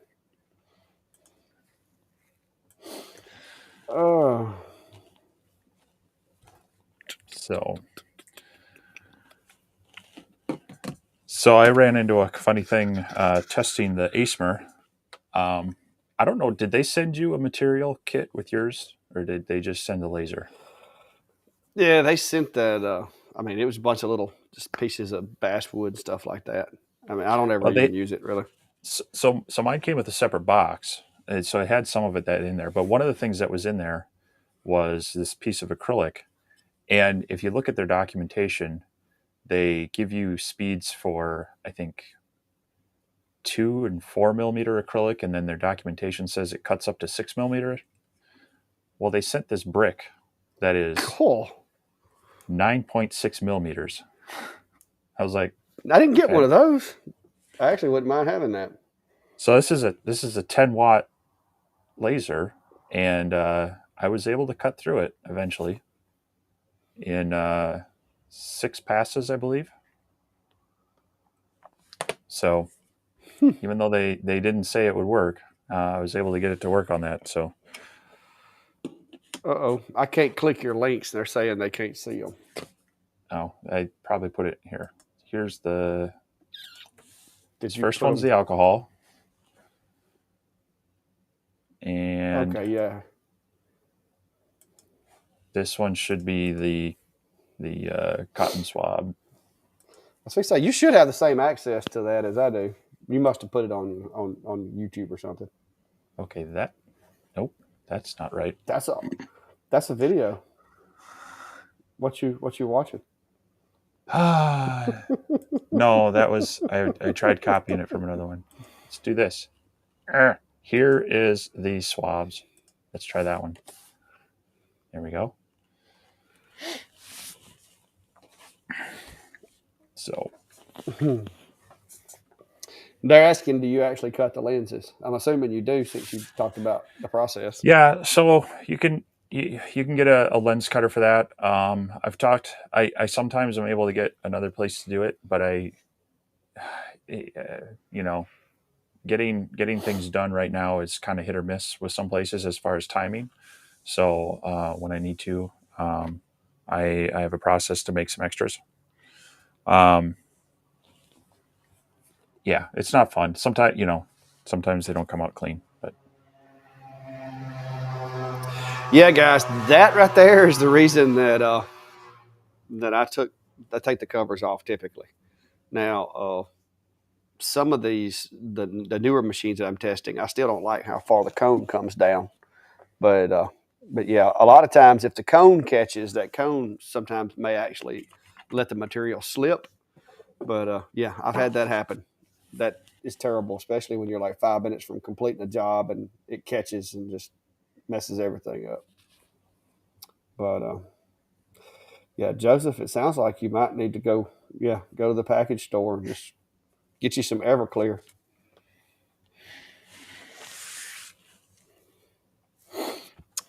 Yeah, that's prices are kind of high up there for that. Go on Amazon, buy you a little steel, make your own.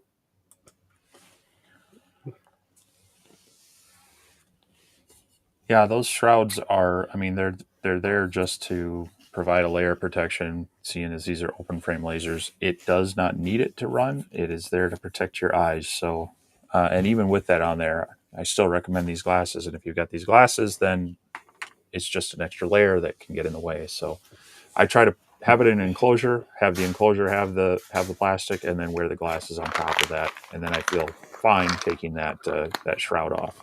So because yeah, I think you use your laser enough, you're eventually going to have that shroud catch something, and depending on the material or piece you've got, it's going to be frustrating because you got to restart it, or very frustrating because you ruined some expensive piece of material. So No, Dave. I actually don't. They don't usually have websites.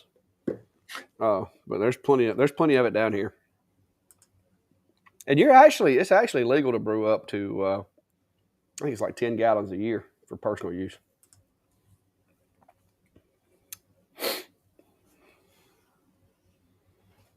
Uh,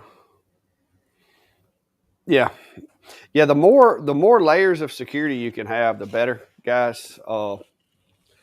The last thing you want is for your eyes to get damaged. I mean, if you were to have a mishap, not that somebody that I've talked to in the past 24 hours has or not, but if you were to have a mishap and burn yourself or you know shoot a laser through your thumb, uh, that's not as bad as if you damage your eyes because that would be a lot more permanent.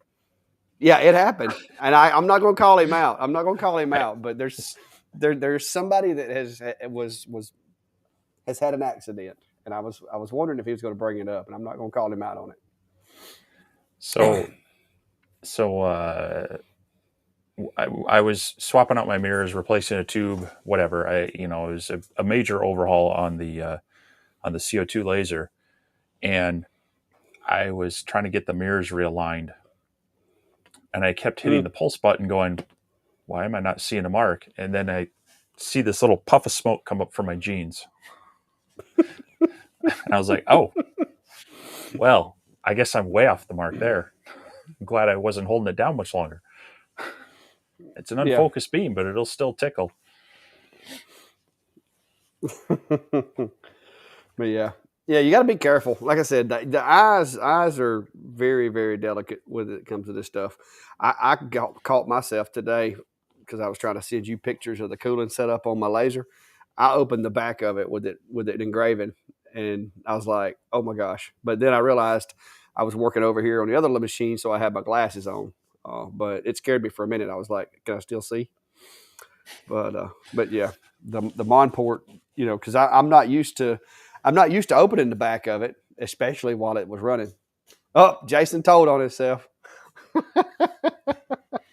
Jason Yeah, was having well, an issue with his mirrors last night and got himself a little bit, but so especially with an unfocused beam that would be coming off that tube in the back, um, typical polycarbonate safety glasses will actually do quite a bit of protection from lasers yeah, of the CO2, not diodes. Those will go right through it. But for the CO2s, it'll absorb quite a bit of that, especially unfocused. Not you still want to protect yourself and not be complacent about it and such. But um, yeah, I actually had my eye checkup about a week ago, and I was happy to hear in the past not quite 2 years I've had very little change in my eyes. So wearing the glasses has helped. I was fixing to say, give it a few years. You're still Well, young, no, and I mean we've already talking about the what I'm going to need for bifocals and progressive lenses is that realm, but as far as the actual like any concerns from damage or major changes to my prescription, they haven't. They've actually been more stable the past yeah. 2 years than they have in a while. But yeah, Uh, is everything more expensive in Canada? It seems well, like it is. I mean, are we talking U.S. dollars or loonies? What's it meaning? It's a, it's Canadian money. So it's one of Oh, their types of Canadian money. okay. Sheesh. Yeah. I like to call it funny money. Yeah, sounds a little funny. Yeah, Brian, that does not sound fun. Well, I've been lucky. I'm 47 years old, and if my wife's still in here, she'll tell you I need reading glasses when I'm reading, but I'm still working through that. But other than that, I'm good. Now, I will say, like sometimes reading little small stuff, I have to kind of like wait for my eyes to focus. But so far, so good. Uh, that's why I'm trying to take care of them because I don't need to be blind. Mm-hmm. All right. Let's see. Loonies and Toonies. Oh, see that one. I couldn't. We'd have to change the name of that currency if it's called loonies. All right. Well, I would love to show y'all my new. Well, I got my cameras up there. Forget. I got the Mon port all tricked out and got that guy up and going. And Jason, did you get yours? Did you get yours going last night after, or did you just decide to quit after you had that incident? But Jason was working on his Mon port last night, and I was texting with him trying to help him get the alignment done. And that's when he sent me the picture of where not to have your thumb. But yeah, did you get it going, Jason? I got my chiller hooked up today and got some antifreeze and distilled water put in it, so I'm ready to go now. Ready for the summer, which we'll see how that works. Your guy's 1,000 is our 14. Oh, okay. So apparently there's a big monetary difference up there. Gotta love the exchange. Look at there. Troublemaker. Got you. Yeah, I got some money from the UK the other day, and I thought I had something until they deposited it because it transferred. I was like, that's a rip. Yep. Ooh, now a CNC gets a piece of your finger. That seems like that'd be worse. That seems like it. That would be a lot worse. Yeah, try to keep your hands where they don't belong. The laser will cauterize it as it does the damage. Yeah. And typically speaking, unless you just like sit there and hold it there, I wouldn't think it would penetrate too deep unless it was one of those bigger machines. I don't even want to think about that because I've come close. I came close with the Mon port when I first got it, trying to put the air assist nozzle on it. I came very close because you forget that beam comes across the top of that gantry. And yeah, you just got to make sure you maintain your situational awareness at all times. Yep. Well, Chris, how is it down there this morning? I think that's just weird that we're fixing to start getting ready to go to bed, and Chris is just now getting out of the bed on Easter morning over there. I guess isn't it Easter morning, or are you ahead of us, Chris? I just think that's strange. I would like to go to Australia one day. Yeah, that'd be fun. They just won't let me carry my guns. And I don't know about going out in there with all those animals. Well, just don't get into a boxing fight with a kangaroo. Yeah.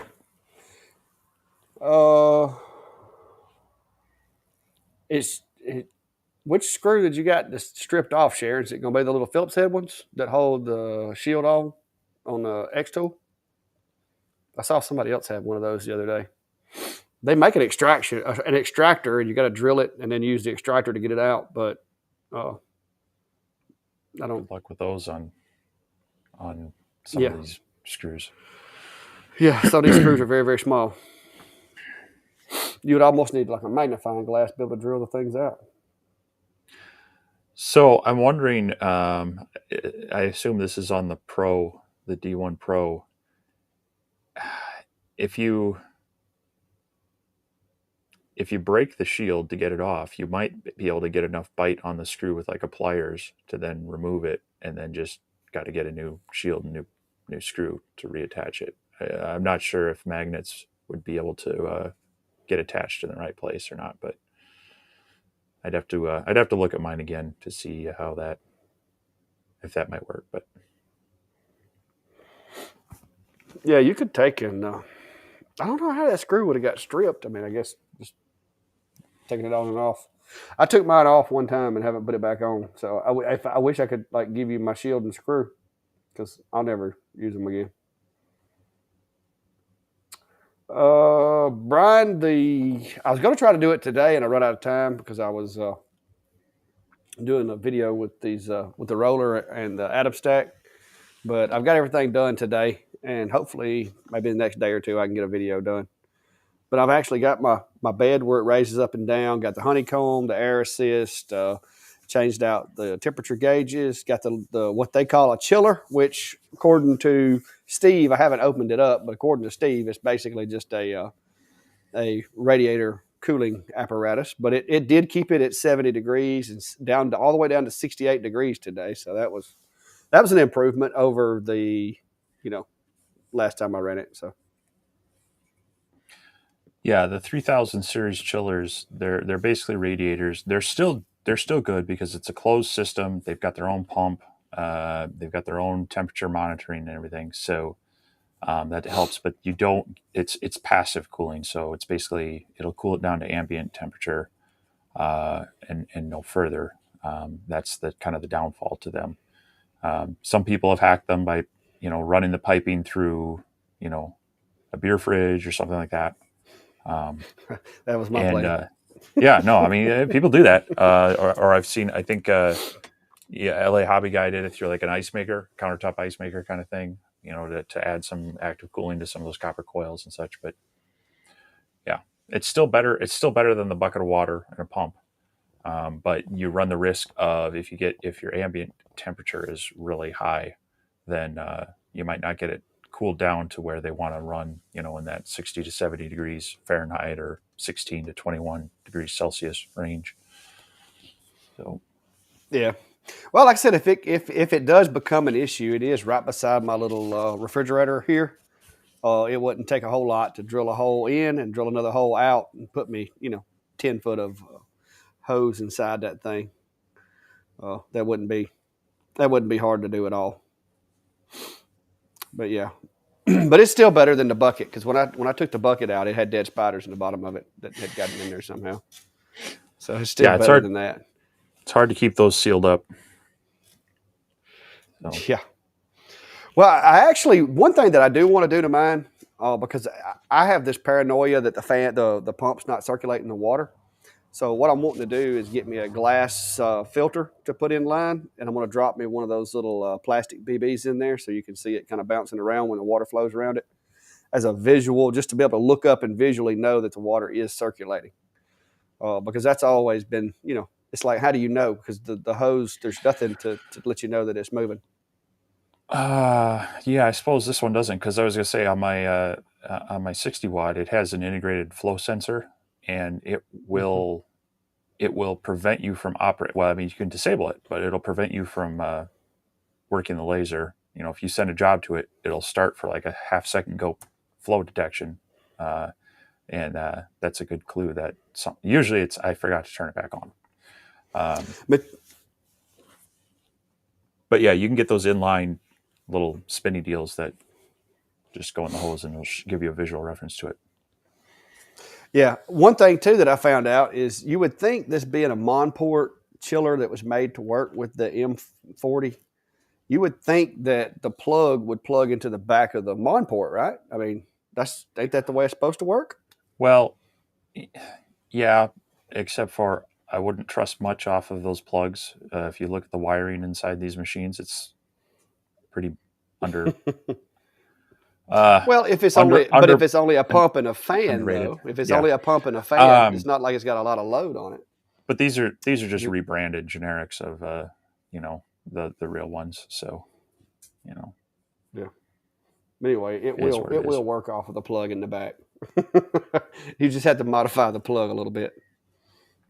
Uh, but I got it to work. But they have the 2-pin in the back of the machine, and then it's got a 3-pin for the wall. But if you look at the amp load on that thing, it's not very much. I thought it actually had a compressor in it. Then the more I looked into it, it can't, not with the amperage that it's pulling. It can't have one in there. I think they put the big cable on there just to mislead you. Well, wish they'd put the big cable inside the machine that you plug other stuff into. That's one of the issues on the larger lasers is people plug in their blower, the air exhaust to it, and it draws way too many amps, and it just the internal wiring is under. They're using too small gauge wire, so yeah. But so far, it works good. A Sparky check my wiring on before I use the plugs. Well, I look back there, and like I said, so far it's holding up well. I've been running that little pump off of there since Steve told me that that's what those plugs were for. I've been running the little pump off of it for a while, and it hadn't gave me any issues, so that was good. But we're coming up on 2 hours. Any questions? Anybody? Got anything going on? We don't want to stay all night, keep you guys tied up. Comments, concerns, or other?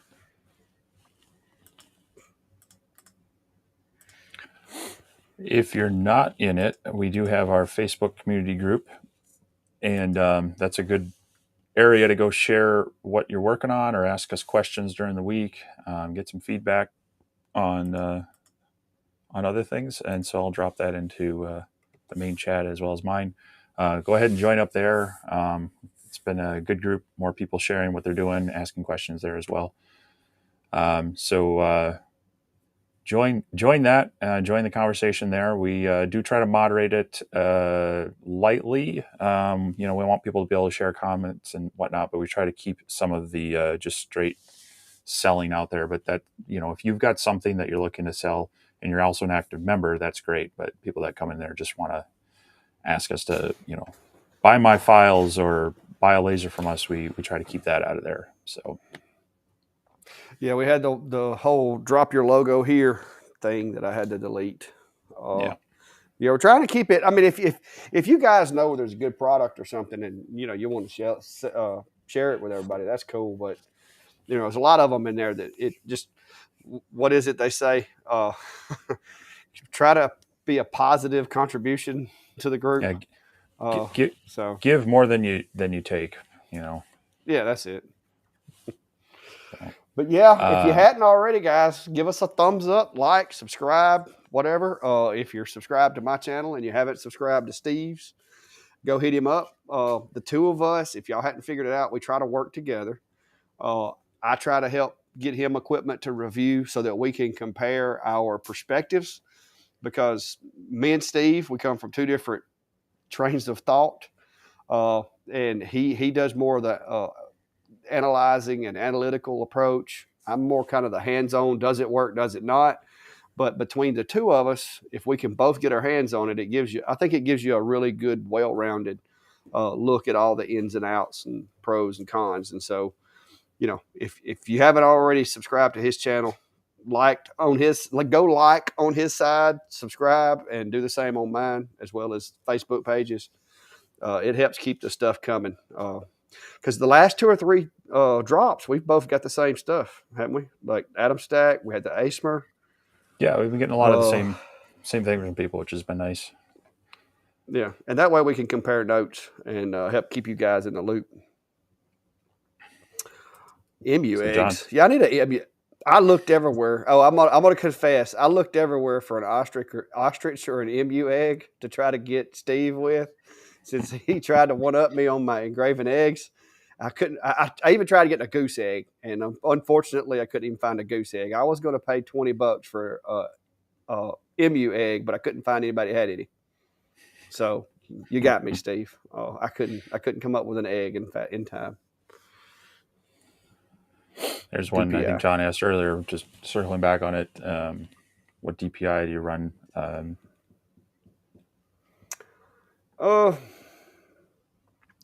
What is the factor? Standards 127 is by default, I think, on most of my machines is 127, and then it's next is 254. Typically, if if you really want a good, solid, deep burn, the LPI will help make the burn a little deeper, make it a little smoother around the edges. But 127 for wood is generally where I keep mine. I don't go I don't I don't go anything too crazy now with glass, tile, stainless steel, stuff like that. You can actually see a difference sometimes in the engrave if you turn the DPI or LPI, whichever way you look at it, if you turn it up. But typically with wood, I just leave it at that 127 where it comes default.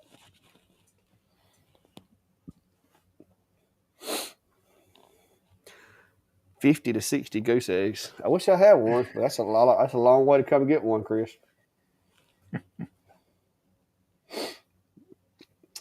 But Steve's egg video was it was well played. He got me on that one because he went all out and like dyed his own eggs and everything.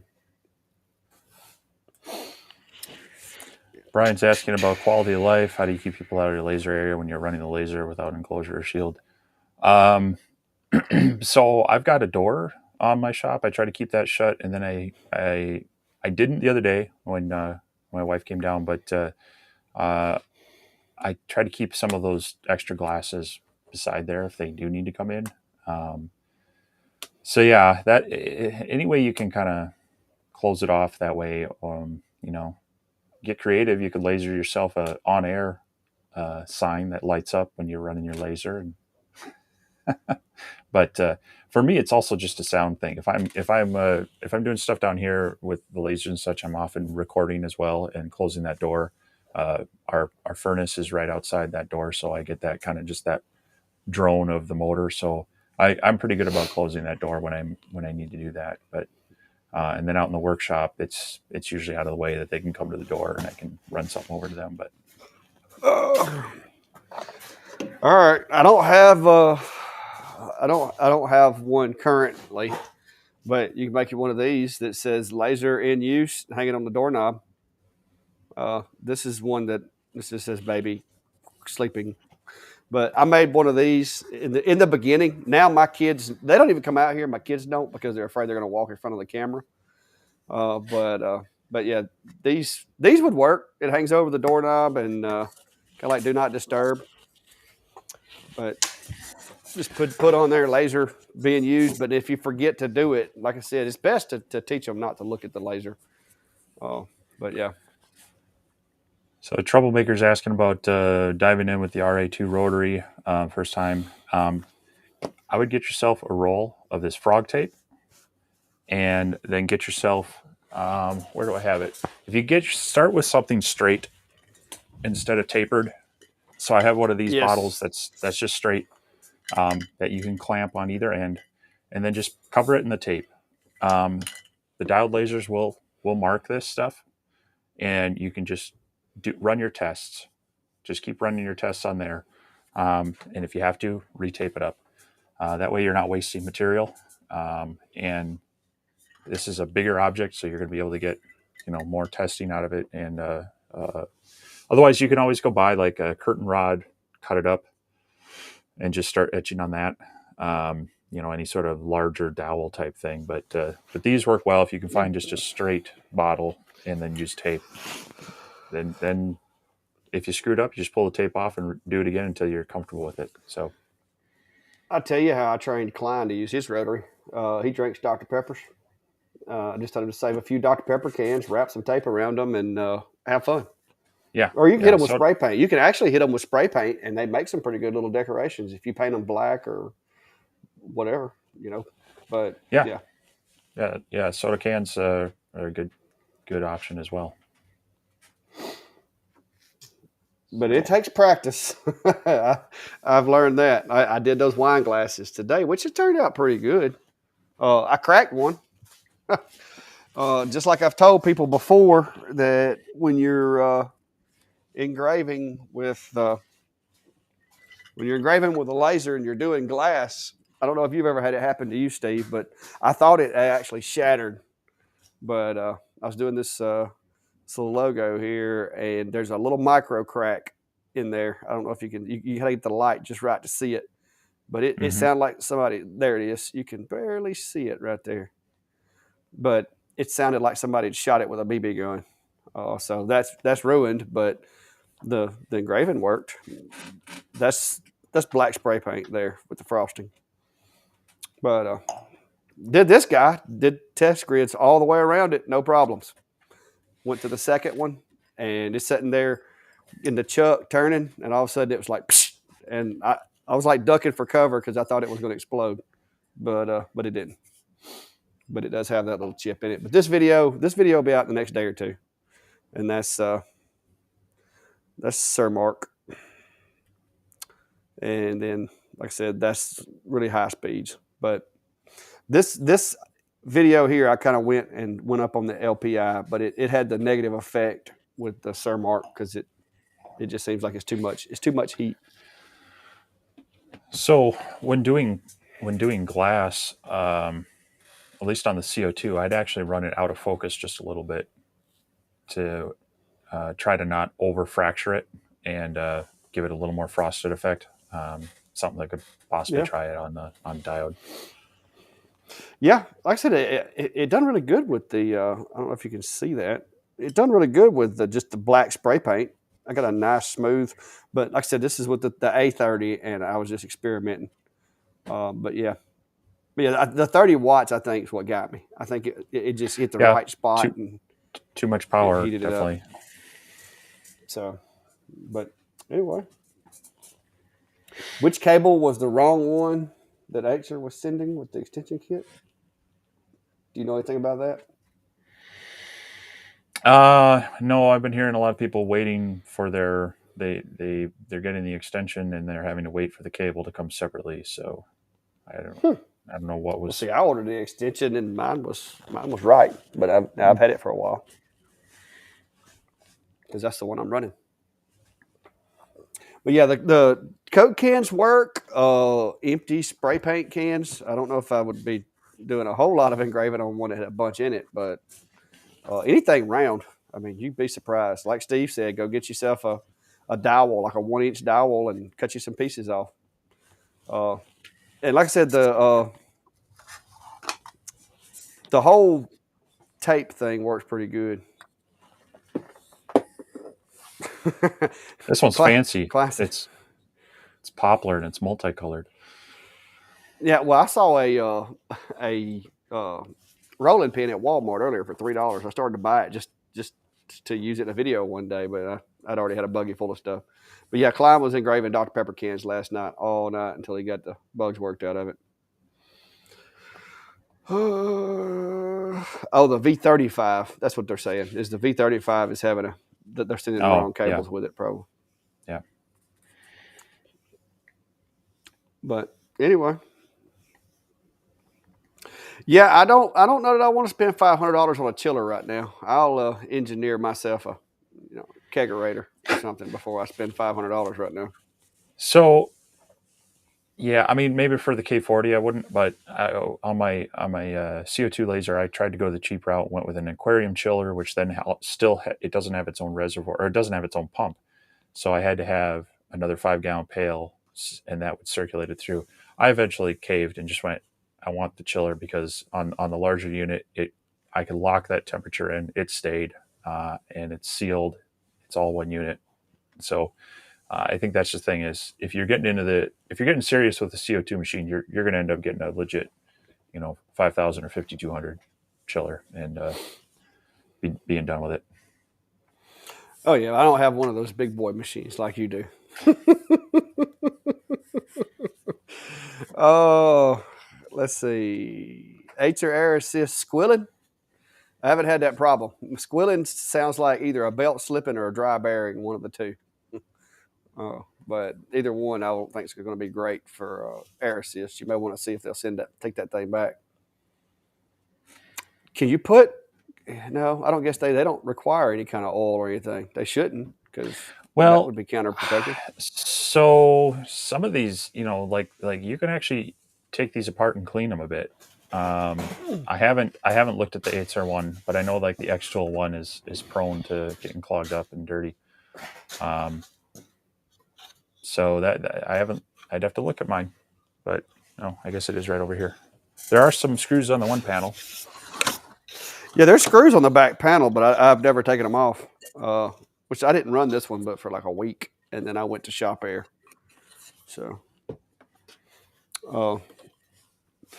yeah, I don't know what all's in there, but a squeaking noise was definitely not supposed to be happening. I wouldn't think.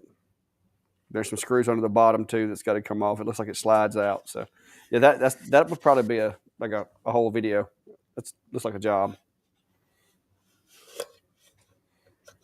My Acer air assist mount. Should maybe just compare it to the Atom Stack one you got. See how the noise compares, because I think I'm trying to remember.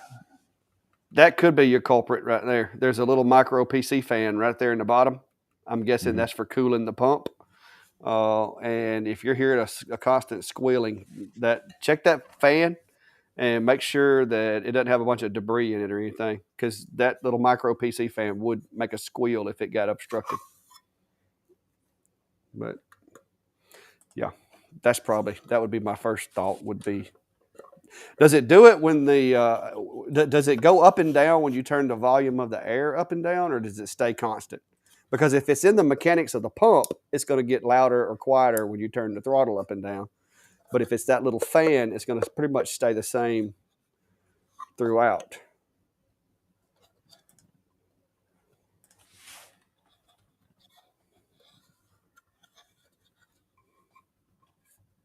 Depends on the color of the pigment and the aluminite.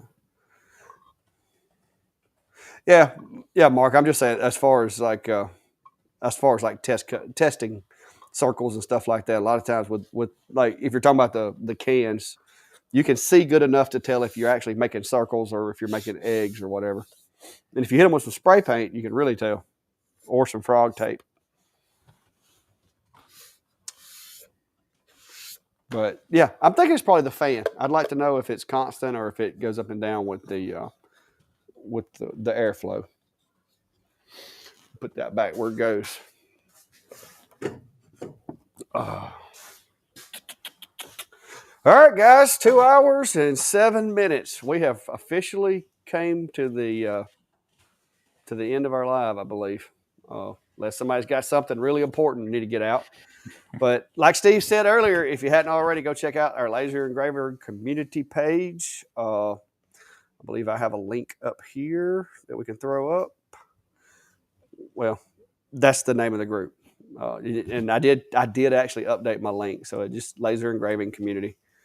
But yeah, if you hadn't already, like, subscribe, follow, thumbs up, all that good stuff. But I'll look at that video and see. Oh, okay. I was wondering. I didn't know if you were talking to me or not. But I'll, if you hadn't already, go check those pages out. If you hadn't subscribed to myself or Steve, please do. It helps with a lot of things, guys. Like I said, when I started this channel, I really didn't expect for it to get to this point, but it is kind of cool being able to check this equipment out and pass on information to y'all. And I know there's several people in the group that can vouch that me and Steve will do what we can to help you troubleshoot your machine, unless you get rude with us, and then we'll stop. But that's we enjoy that. No, Brian actually even talked my wife into telling Steve his beard looked nice. So Brian is definitely at it tonight. But what Brian doesn't know is she doesn't really care for beards. She don't even like me growing this little scruff. But I can't. My face is too ugly to not have hair on it, guys. I can't uncover it. I threatened to shave mine off, and I get the evil eye from my wife. So if I threatened to shave mine off, she'd go get my razor for me. So I'm not going to do that. But anyway, thanks, guys. Appreciate you. What did he say? No, I actually did grow it out. But see, okay, let me let you in on something, Brian. I don't know if you can see the hair on the back. My hair gets about that long. It does this, okay? That's not what you want right here, okay? You don't want curly right here. It just don't look right. So I just keep my scruff just enough. I'm gonna grow it out just for just because I'm gonna look like Colonel Sanders and have me that little thing. All right, guys. Well, y'all be good. Appreciate you, troublemaker. And before we go, we'll throw that up there. But y'all have a good night. And well, wait a minute, wrong one. I missed a compliment. There you go. There it is. That's everybody talks about Steve's beard. So appreciate y'all for coming. Thank you. And we'll see y'all next Sunday. And until then, guys, be safe. Watch your fingers, Jason. And have a good night. We'll see.